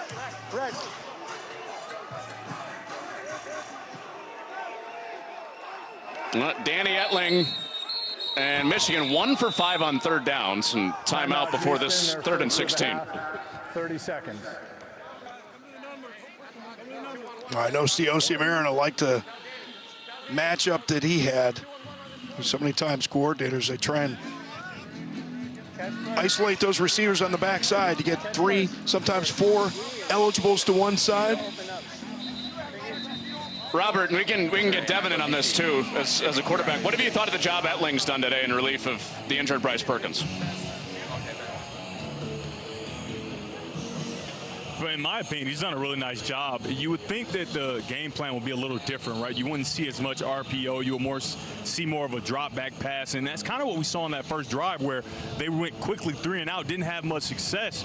And then they kind of just said, it's like they ripped the Band-Aid off and said, hey, even though Perkins isn't playing, we're going to give Danny Etling the exact same game plan. And he's done a very nice job of executing, using his legs to keep the defense honest, and he's on the drive again. Yeah, and Devin, I'm sure that you've had experience with that. When that change is made so late, game day or so late in the week, you've kind of got a game plan that everybody else in the offense is already comfortable with. Don't want to change it. Oh, that Band-Aid is definitely off for Etling. You're right, Devin. He drops it in on 3rd and 18 for a touchdown. Devin Ross for 6.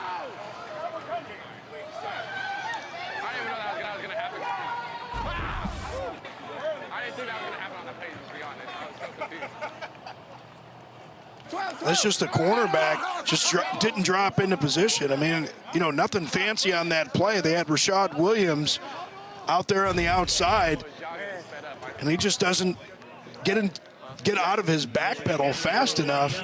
Devin Ross able to exploit it. Nice easy throw for Etling. Now, Etling, don't get fancy with it, right? Just complete the ball. Guys are that wide open sometimes. It can kind of throw quarterbacks. Just give them a nice, easy ball. And on the one-point try, Tawa reaches. He's in there for one. Devin Ross, his first touchdown since 2022. Danny Etling getting his second start of the year with the injured Bryce Perkins. Fist in the air. Bryce Perkins, the leader of this team, not out there today, but still leading from the side as Ross goes in and Michigan extends their lead. A touchdown for Michigan to lead at 21-12.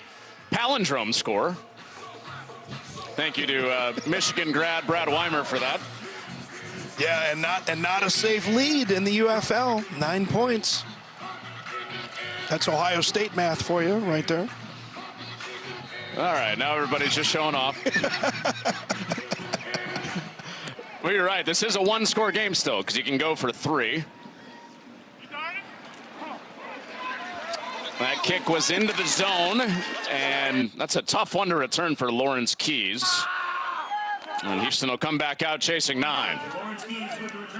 Robert, so the opponent on the other side for McClendon, Danny Etling, just threw his 3rd passing touchdown of the day. When do you think the last time was that Danny Etling threw 3 touchdowns in a game? 2016 at LSU. You're pretty good. 2017 at LSU. Okay. Against Texas A&M. So it's been 8 years since he's done that. 180. McClendon in the Houston offense started the ground this drive and nowhere to go. Etling, after his 3rd touchdown of the day, is with Devin. Hey, Danny, you were just telling me about the play that you just threw a touchdown, cover 2. You usually don't see an outside go completed versus cover 2. Talk about what happened.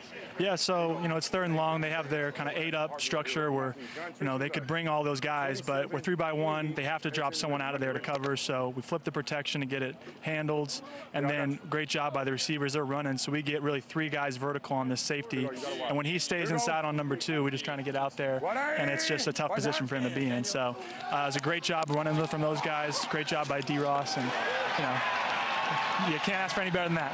Yeah, you're obviously very smart throwing to a person named Devin, of course. But a little trivia for you. When do you remember the last time you threw for 3 touchdowns in a game? Well, it had been in college, probably senior night, Baton Rouge, Texas A&M. Is that right? Hey. It may be right. It might be right. Look at you. How about that? Good job. There you go. Thanks. Thank you guys very much. Man, that was quick. That was pretty good, man. All right, we're good. We're good. It's good recall there by Mr. Etling. Always know our 3 touchdowns. I love that. He's smart to throw it to a Devin. Remembered it was senior night. It was good stuff. Here's a shot for Houston, incomplete. Devin, how many Devins did you have in your receiving corps during your time? Just one. He was a young guy. Devin Funches. That's it. Oh, yeah. Oh, yeah. Quite frequently. Here you go. Yeah, I always thought of Funyuns when I heard Funches. Knee one. Real important trivia there. Etling, though, impressive. 9 different receivers on the day, too. 71% completion. And, come on, let's go. Jalen McClendon, this Houston offense have got to get back in rhythm. We're good. Here we go. 180. What's that? Well, they gave it up on 4th down. Last drive and a pick here. Nobody touched him. Off he goes. Kenai Lovely. Making a move. He has a block. It's a pick 6.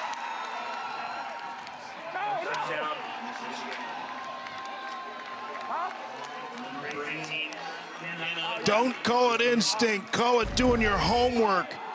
Kenai Lovely. What do you expect out of this down and distance, out of this formation?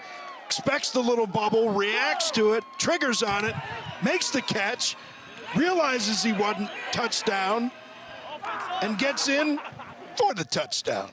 Love it. Believe what you see. is what the defensive coaches always say. Kenai saw it with his eye, right? Kenai? There's some sort of joke in there. We'll come back to that one later. I'll just let that linger. I'm not touching that one. Good day for the guys out of the MAC. Western Michigan Bronco, Kenai Lovely, opposite of DJ Miller from Kent State, with a pick 6 for Michigan. Play fake, and Etling lobs it over the head of Hicatini. After Kenai Lovely goes flying down the field, a 52-yard pick 6. Beautiful read on the screen.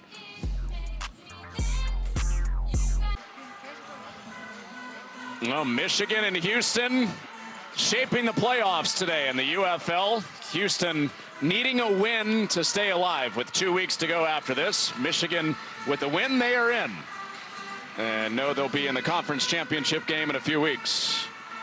Robert Smith, Connor Onion, Devin Gardner, Mike Pereira, and our whole crew with you from Houston, where Michigan just went up 2 scores on a Kenai Lovely pick 6. Cyril Grayson doesn't have anything there. He's stopped shy of the 30. And here's Devin again. Yeah, Devin again, because Kenai Lovely absolutely read it like a book. Talk about how did you had to know. Were you in the huddle? Did you hear the play call? Nah, shoot. My boy DJ was doing his thing. He was tired. Shoot, coach called me in and shoot, just made the play. Thank God, you know, all glory to God for sure. So I've been walking across the sideline up and down, and I've heard through the grapevine that you have the best technique on the team. Talk about how your technique allowed you to make that play. Shoot, you know, just paying attention to everything that's going on and taking one play at a time and just relying on my technique, you know, thanking God, you know, thanking my big brother at home. He always put in that work with me, so, you know, it's just showing off when it comes time for me to show it off, so, yep. So I saw your celebration dance. Are you a fairy? Give me right, Craig, give me right. He got to go, he got to go. Hey, Nolan, come on. the ferry, Devin, the ferry flew away on you. The ferry flew away. What'd you see, Devin?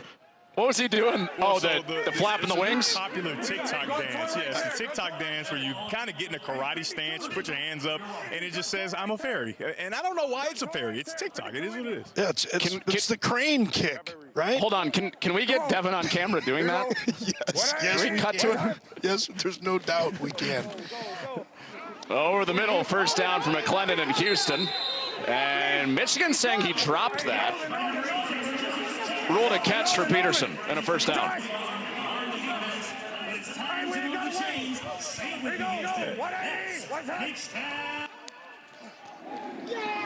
Bubble out to Hall, and it's blown up. White.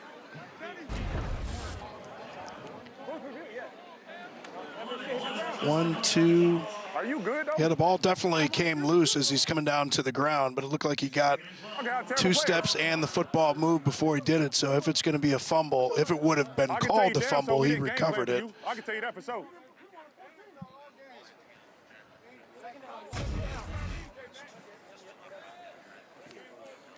Hey, gun fill up, wide peel. Pass 15, Willie doesn't go. Monday, ready?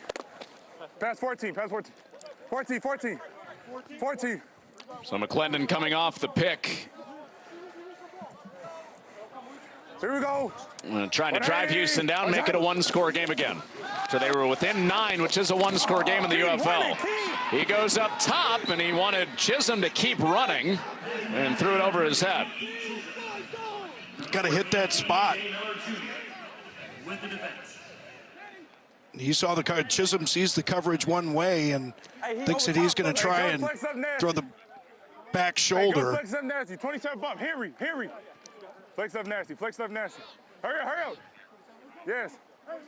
And you just get the sense in the conversations that we had with Jalen McClendon, just no panic at all, just about executing the next play.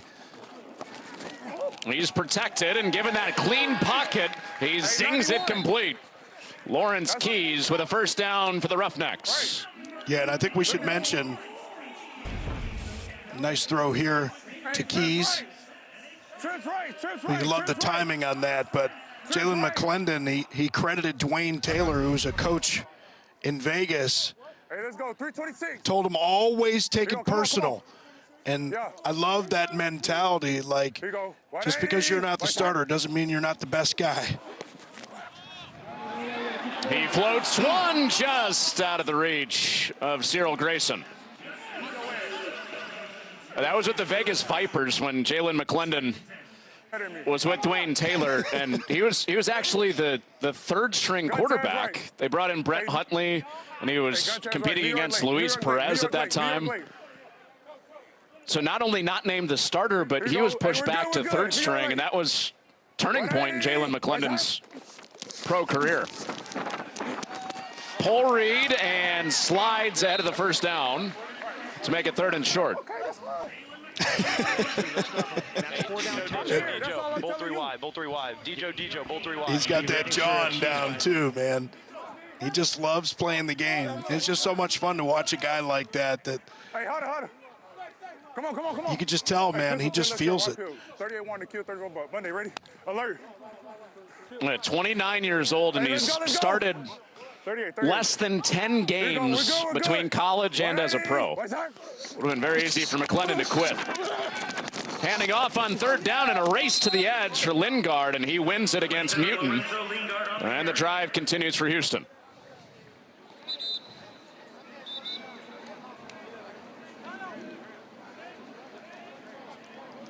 So may have Genesee down hurt here. Left guard. Hey, hold on. No. Oh, I'll get these kids. I'm glad you did that. Well, former Texas A&M Aggie, Avery Genesee. Getting stretched out on this hot day where it feels like 101 down on the turf. Good to see the big man get up so quickly. Devin, you cramping? How you feeling? I'm doing great. I had a couple pickle shots, so that's all good, and I'm feeling really good. I don't think I need my toes pulled back, stretching. I don't need any of that. Me and Kyle Wu are down here. We're really fighting for the team. Well, we got to see that TikTok dance move. Yeah, where's the fairy move? Yeah, you guys aren't on TikTok, so you don't know. It's really nothing, honestly. It's not that hard to do. Anybody could do it. You guys can probably do it right now if you want. Just throw your hands in the air, do the crane, and you're done. Go ahead. You're on camera right now. Go ahead. We got you. Towel and all. There you go. Yeah. Sweep the leg. Devin. Yeah, it's super easy. I think mine is actually better than all the TikTokers, honestly. Devin, I'm on TikTok. That doesn't make my algorithm, so I don't know the difference in our algorithms. Dragon. That's not on mine for you. Final play of this 3rd quarter is complete from McClendon, and Grayson trying to turn the corner, and is close to a 1st down for Houston as we hit the end of the 3rd. Houston is down 2 scores. Their season comes down to this final quarter, needing a win to keep their playoff hopes alive. It is win and in for Michigan with 15 to go.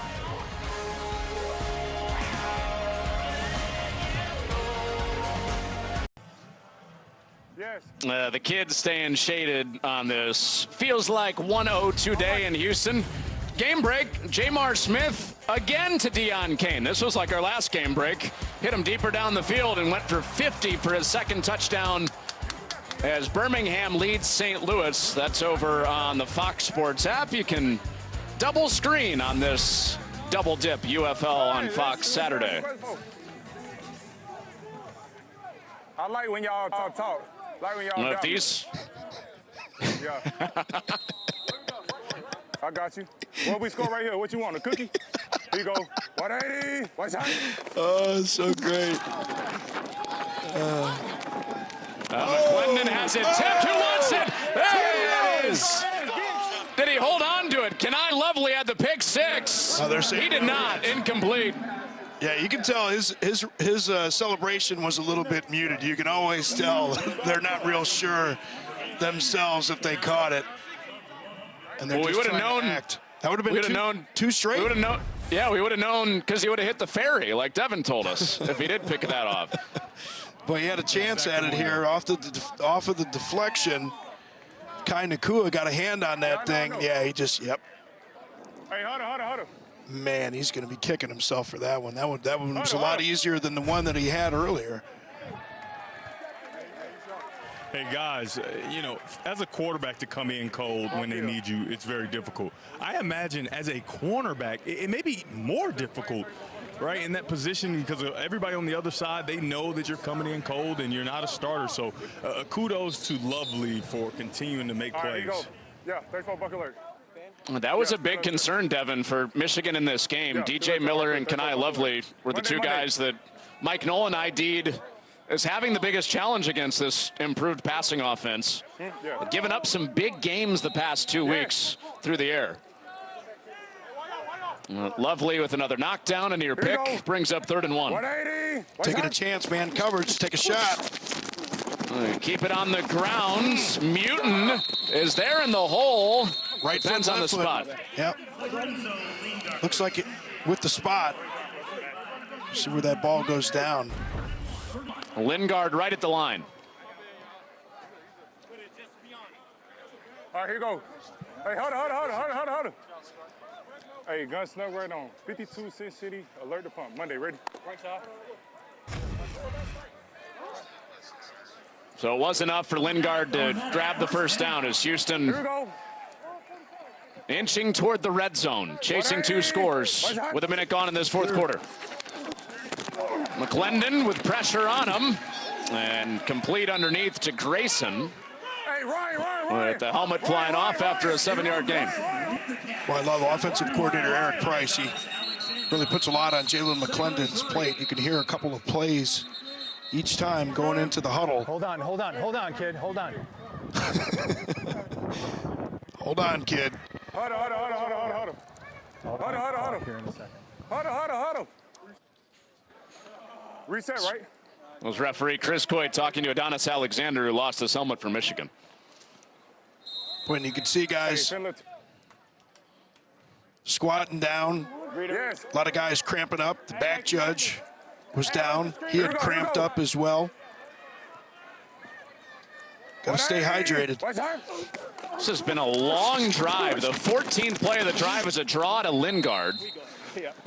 And here comes another 3rd and short for Houston. Let's do the buck alert again. Let's go. Pistol pin, left tear, wide peel. 30 buck alert. Pistol pin, left tear, wide peel.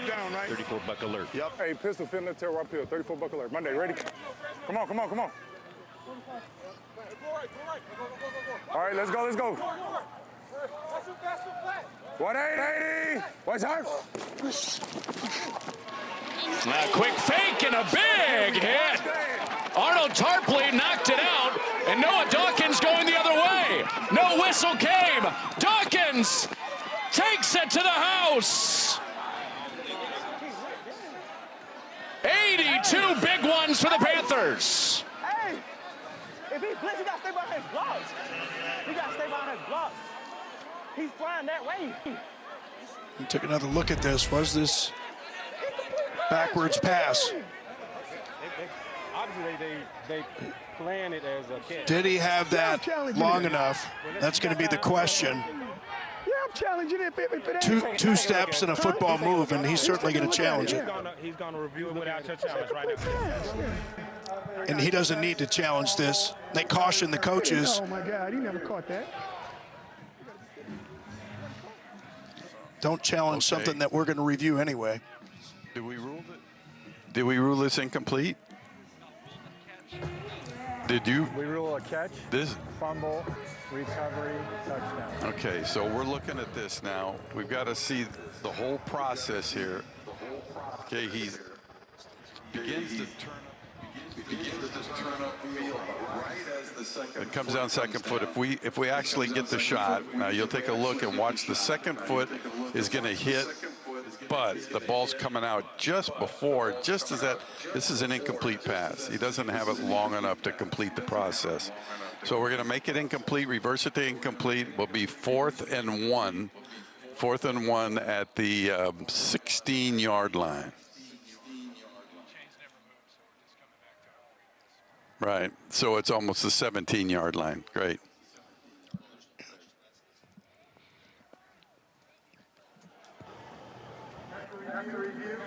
Complete. It's fourth down. Here we go. Come on.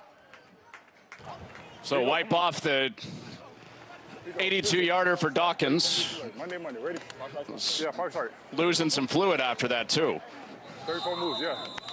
Been there, done that, especially on days like this, man. Hey, let's go. Now another opportunity.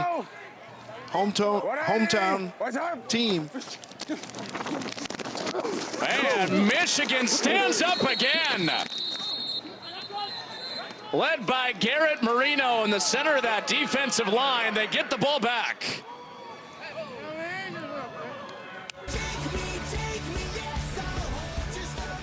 So Michigan's defense with a score in the second half. On the pick six by Kenai Lovely. Now a stop on the edge of the red zone on fourth down. Houston just went on a 16-play, 53-yard drive and got nothing. That means that the Panthers and Danny Etling are back on the field.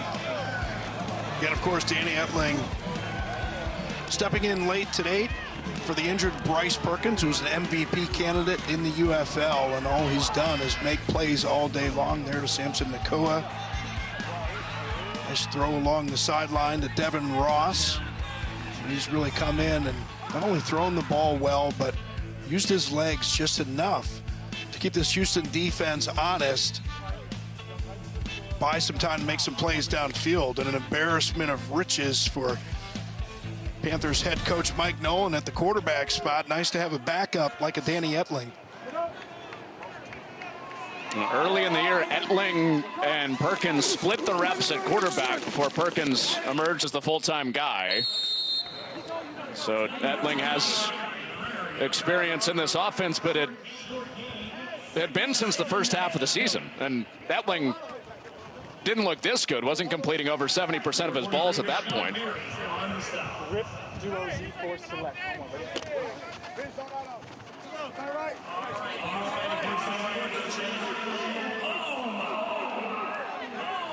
And you hear the duo is the first part of that call. You expect Michigan to want to be able to grind out some clock here. They do with the bounce to the outside from McCrary, and he's close to a first down. Give him 8.5 of the 9 he needed. And if you're Houston, this is the worst possible situation. You're playing in a game like this, down 15 points, and defensively, you're just a little bit gassed. And talk about being demoralized when you can't stop the run. Michigan, of course, wants to be able to control that clock, pound it. Etling out to the edge. He made a man miss and has a first down. Made two men miss, the defender and the cameraman. And we talked about Etling, certainly not a Bryce Perkins type runner, but enough to keep that defense honest. And you see some of those defenders hanging back because they got that run pass option there as well. And he's carrying that ball like he still may throw it downfield.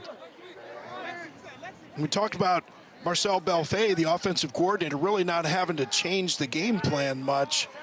You can see right there, Etling able to get on the edge and threaten. A heavy dose of the run on this drive. And 5 more on the ground with McCrary. Same back. Next play, next play. Here we go, Danny. Give me second down here. All right, give me left trig wing, Liz Zorro, snob exchange. Left trig wing, Liz zone, snob exchange. Left trig wing, Liz zone, snob exchange. On one, ready?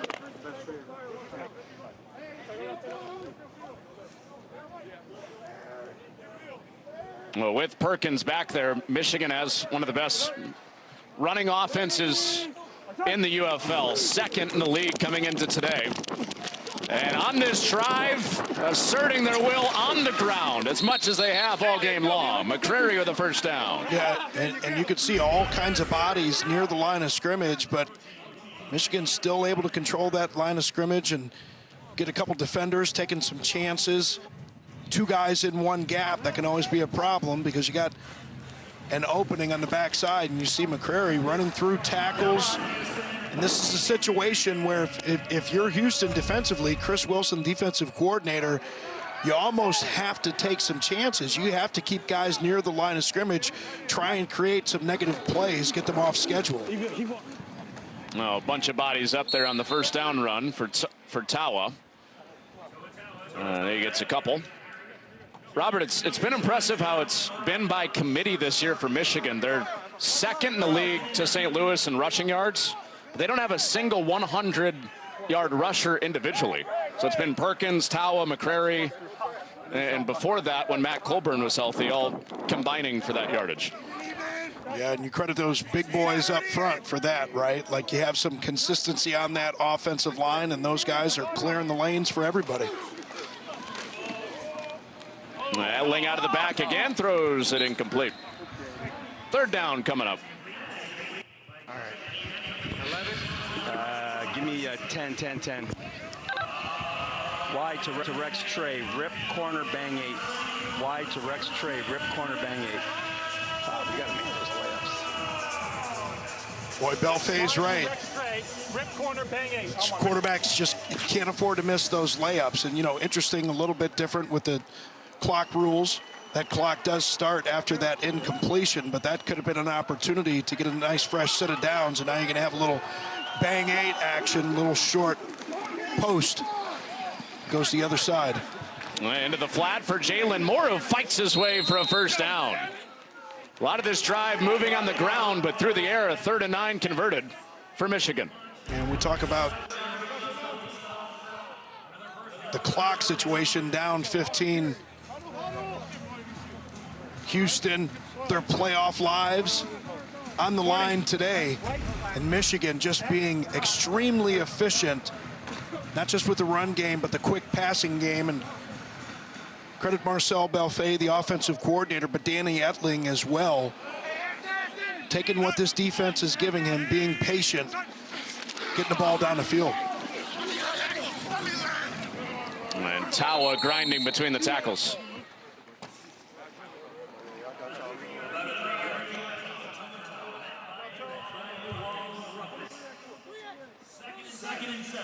Just that situation, you know, you're the Houston defense again. Look at Chris Wilson there, who's a D-line coach with the Eagles, the win over Patriots.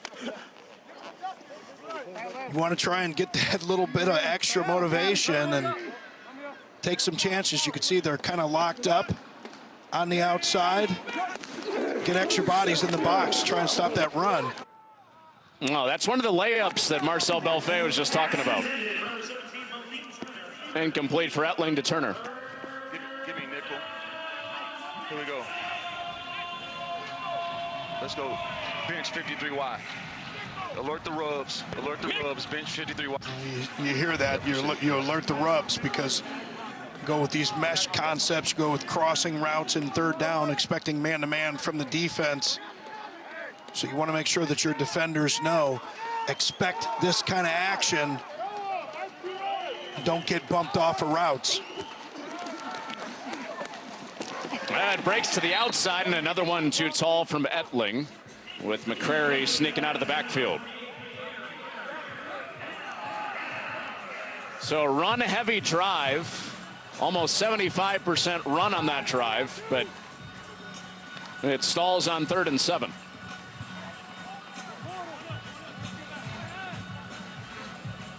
Going to try the field goal, and even with the field goal, if my Ohio State math serves me correctly, still only 18 points. It's a 2-score game in the UFL.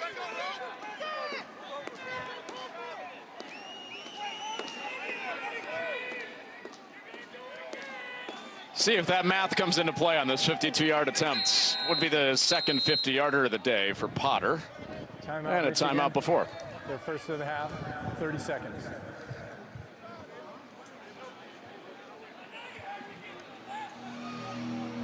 I saw you with the scratch sheet out doing that math. You were scribbling it down. Carry the one. Do a little subtraction. And Potter will have a couple extra warm-ups before trying from 51.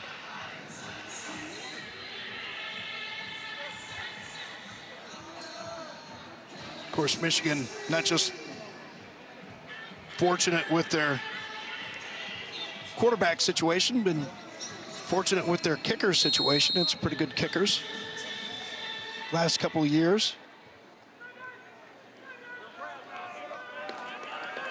Money Moody. Jack Bates. Bates with the Lions now. Yep. And that is good. Second 50-yarder for B.T. Potter in this game. Two-score game with 5:15 to go. The show! Today's game is sponsored by Hershey's Milk Chocolate with Almonds. Have you had your Hershey's? And by Verizon.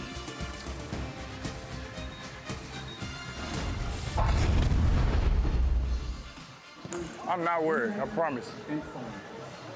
Yeah, we're gonna play our same tempo. We got more than enough time. 2 possessions in this league is nothing. It's nothing. Do you believe him, Robert? He's not worried? It doesn't matter if I believe him. He believes him. Like, that's the whole thing, right? Like, you talked about Dwayne Taylor and the take it personal. Like, you got to believe in yourself in a way that might be offensive to other people. I mean, that's the simple truth of it, right? It's the old Reese Bobby thing. If you're not first, you're last. That's what he always believes. A return starts to break for Grayson. Got hit by his own guy. That might have been the only thing slowing him up from breaking it all the way. There you go. See, that confident mentality is infectious, right? And they were on the other side of it a week ago. Comeback loss. There was a flag on the play. Here you go, here you go, here you go. Hey, personnel. It'll come back on holding. Here you go, here you go. Hey, Lorenzo Lingard, the running back, called for the hold. If not, that was almost full slingshot engaged. Shake and bake, buddy. Go. Monday. 180. What's up? So instead of plus territory, back to the 25 for Houston. Chasing 2 scores and Merritt out to the edge. And this is where the hold happened that brought the Grayson return back.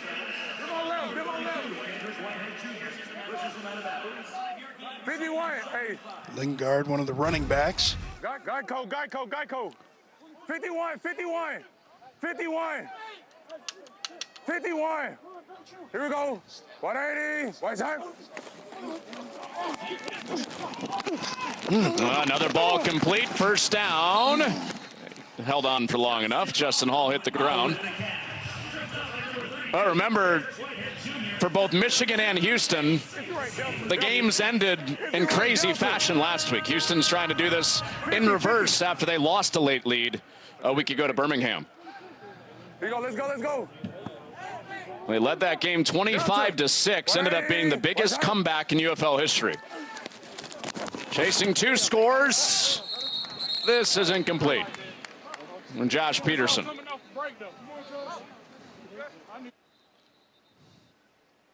A little shaken up there.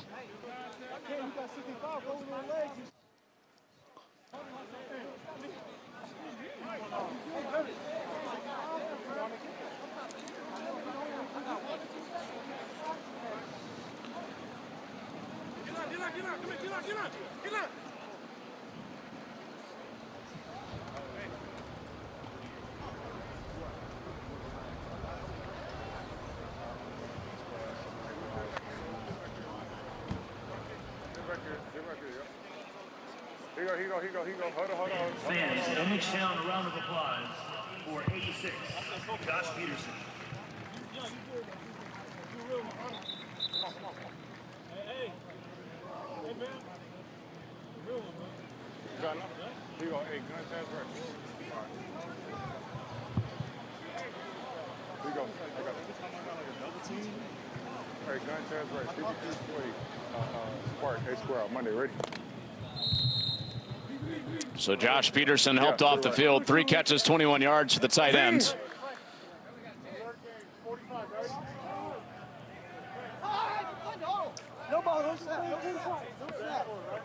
They ain't subbing. Come on, come on. Here we go. That clock's starting. 180. What's time? McClendon back to the sideline, complete. He has Cyril Grayson again. And third down and short coming up. Yeah, you really got to have a sense of urgency with you right here. I mean, you're going to need two touchdowns and 2 3-point conversions. McClendon with the first down. That's late, man. I'm slaughtered.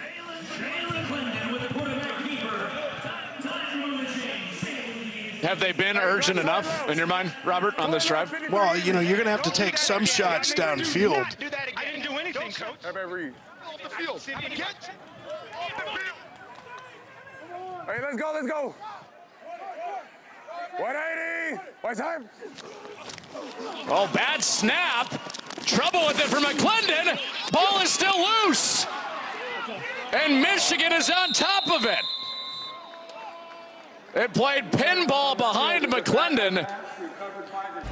And Ron Stone ends up picking it up for the Panthers. Yeah, just a low snap. It goes right off of the toes. And then Zach Banner at that right tackle spot kicks that ball back. See it kind of ricochet off of McClendon's foot. Then it bounces off of Banner's foot. Just too far from McClendon to be able to pull that thing in. So the chances of that 2-score comeback take a big hit with 2:51 left.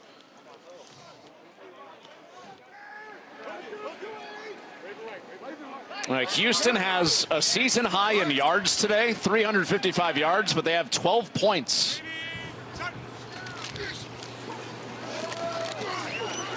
And Tawa is hammered in the backfield.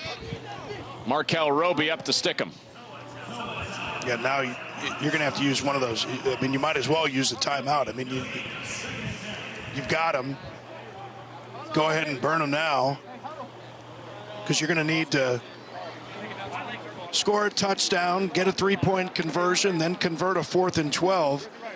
But it's not impossible. You don't want to. It's not me. I'm not waving the flag, man. I got timeouts. I'm using them. You're just burning way too much time right now. We got the 2-minute warning coming up with 2 timeouts left for Houston. And Tawa slides through again. And no stoppage before the 2-minute warning.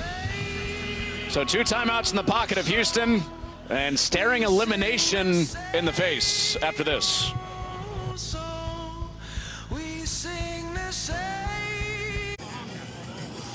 Coming up tomorrow on ABC, Arlington is trying to hold on to their playoff hopes. They're against D.C. at noon Eastern time on Sunday. And then Fox Friday night in the UFL, St. Louis against San Antonio. St. Louis and Birmingham playing today. St. Louis in good position to be in the playoffs.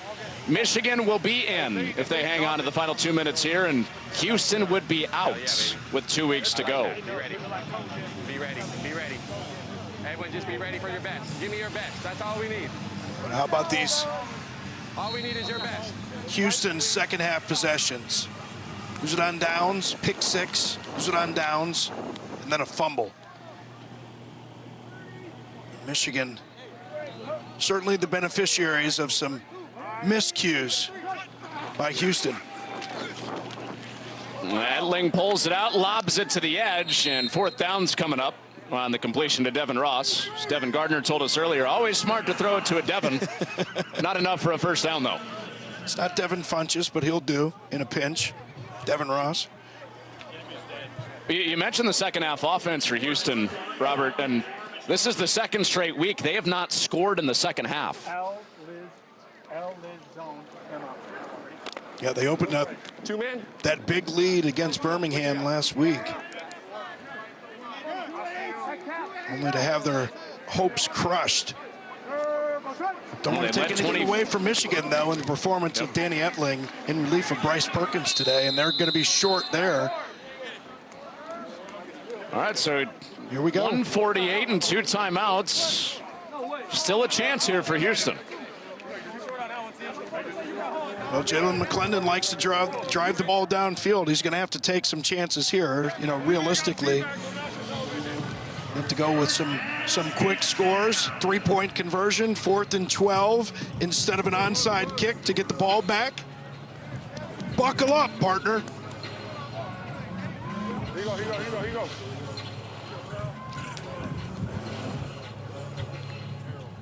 Here you go, hey, God, flex right. 53, Hank, why Hank? Monday, ready? A couple quick drives depend on whether or not next couple of weeks matter as far as the standings for Houston. Here you go. Where you be at after this? And it got hot early in the middle of the season, winning 3 of 4 before losing last week. And McClendon on target, first down of this drive to Emmanuel Butler for 12 yards.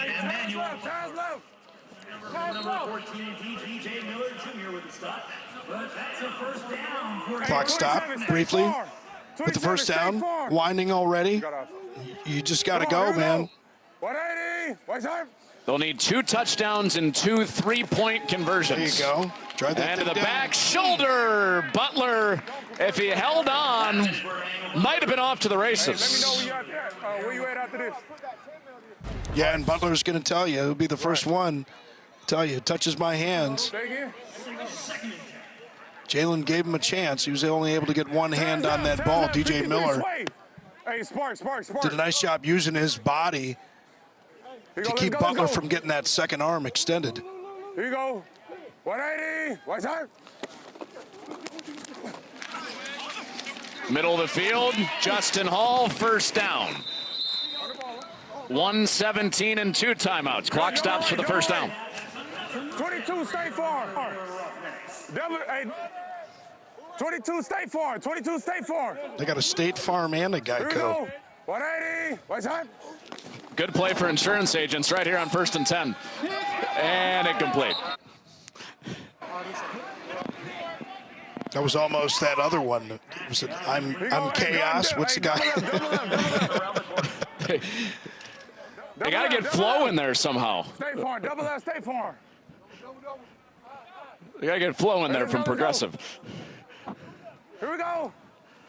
1:03 with the clock stop. On 2nd and 10. There it is. And a whole shot complete. Woo. And out of bounds. Chisholm. Yeah, there you go.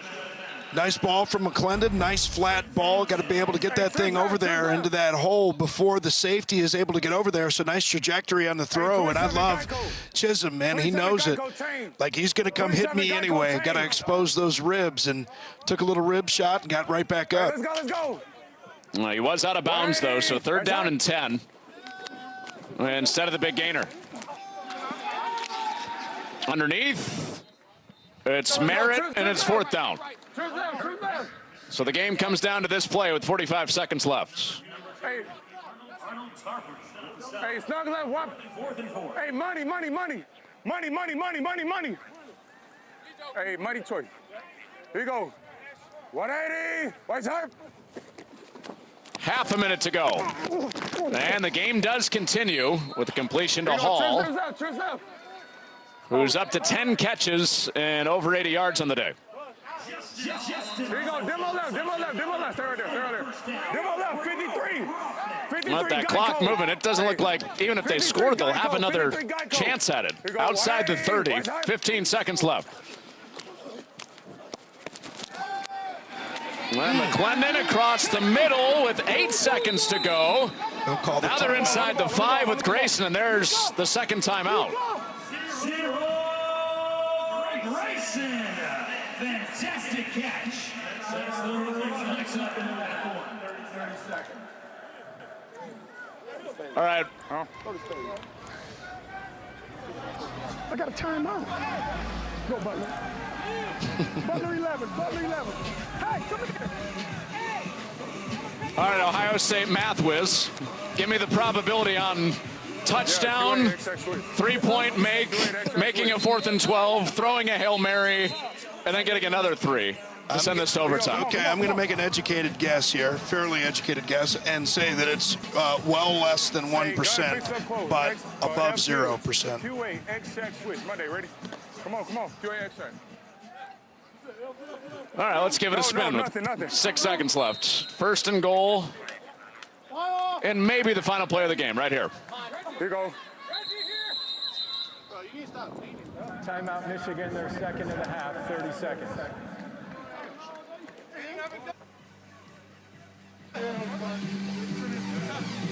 But the interesting part about it, though, is you actually, you have enough time, and those are going to be untimed downs, right? Like the 4th and 12. You have enough time to just score the touchdown, an untimed 3-point conversion, untimed 4th and 12, and then another shot. So, I'm sticking with my Ohio State math on this. I'm going to say, well less than 1%, but not quite 0%. McClendon, touchdown. It's Hall with 2 seconds left. And now they'll have to go for 3. Hey, going for 3. And Justin Hall, 11th catch of the day. See him coming out of that slot position, little rub route, as the offensive guys like to call it. Keeps both feet in. So the Ball State Cardinal is on the board. And now a 3-point try. Cardinal pride, baby. Chirp, chirp. Hey, gun choose right, 26. Miami switch heat, halfback choice. Monday, ready? Well, clock now says nothing left. Why did they? Weren't there 2 seconds left? There were 2 seconds. I think that was a mistake, just running the last 2 seconds off. So this for 3 to make a 1-possession game, and it's knocked away. DJ Miller can't come up with it. Well, that was Houston's one chance. If they could cut it to 9, go for it on a 4th and 12 instead of an onside kick. But, Robert, I think that probability has gone officially to 0. It's not officially 0 yet, though, actually. Talk me through a scenario where it's not. Well, Michigan may decide not to take a knee, right? So maybe or even if they drop back, fumbled the ball, let's say they fumble the ball, then Houston recovers it. 4th and 12 is a time down, so that would make it impossible. So it is 0. It's 0 now. So you're telling me there's a chance? I'm telling you there's no chance. So you're telling me there's no chance? I've been trying to tell you for like 10 minutes, there's no chance.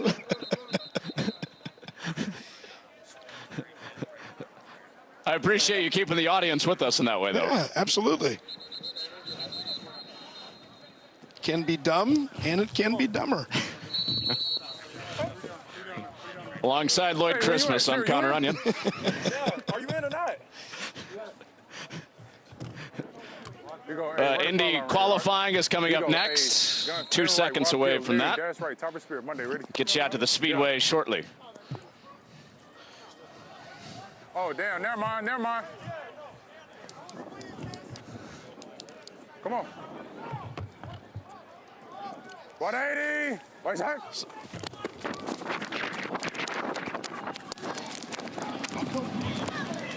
That's the final play of the game. They got it, but the game is over.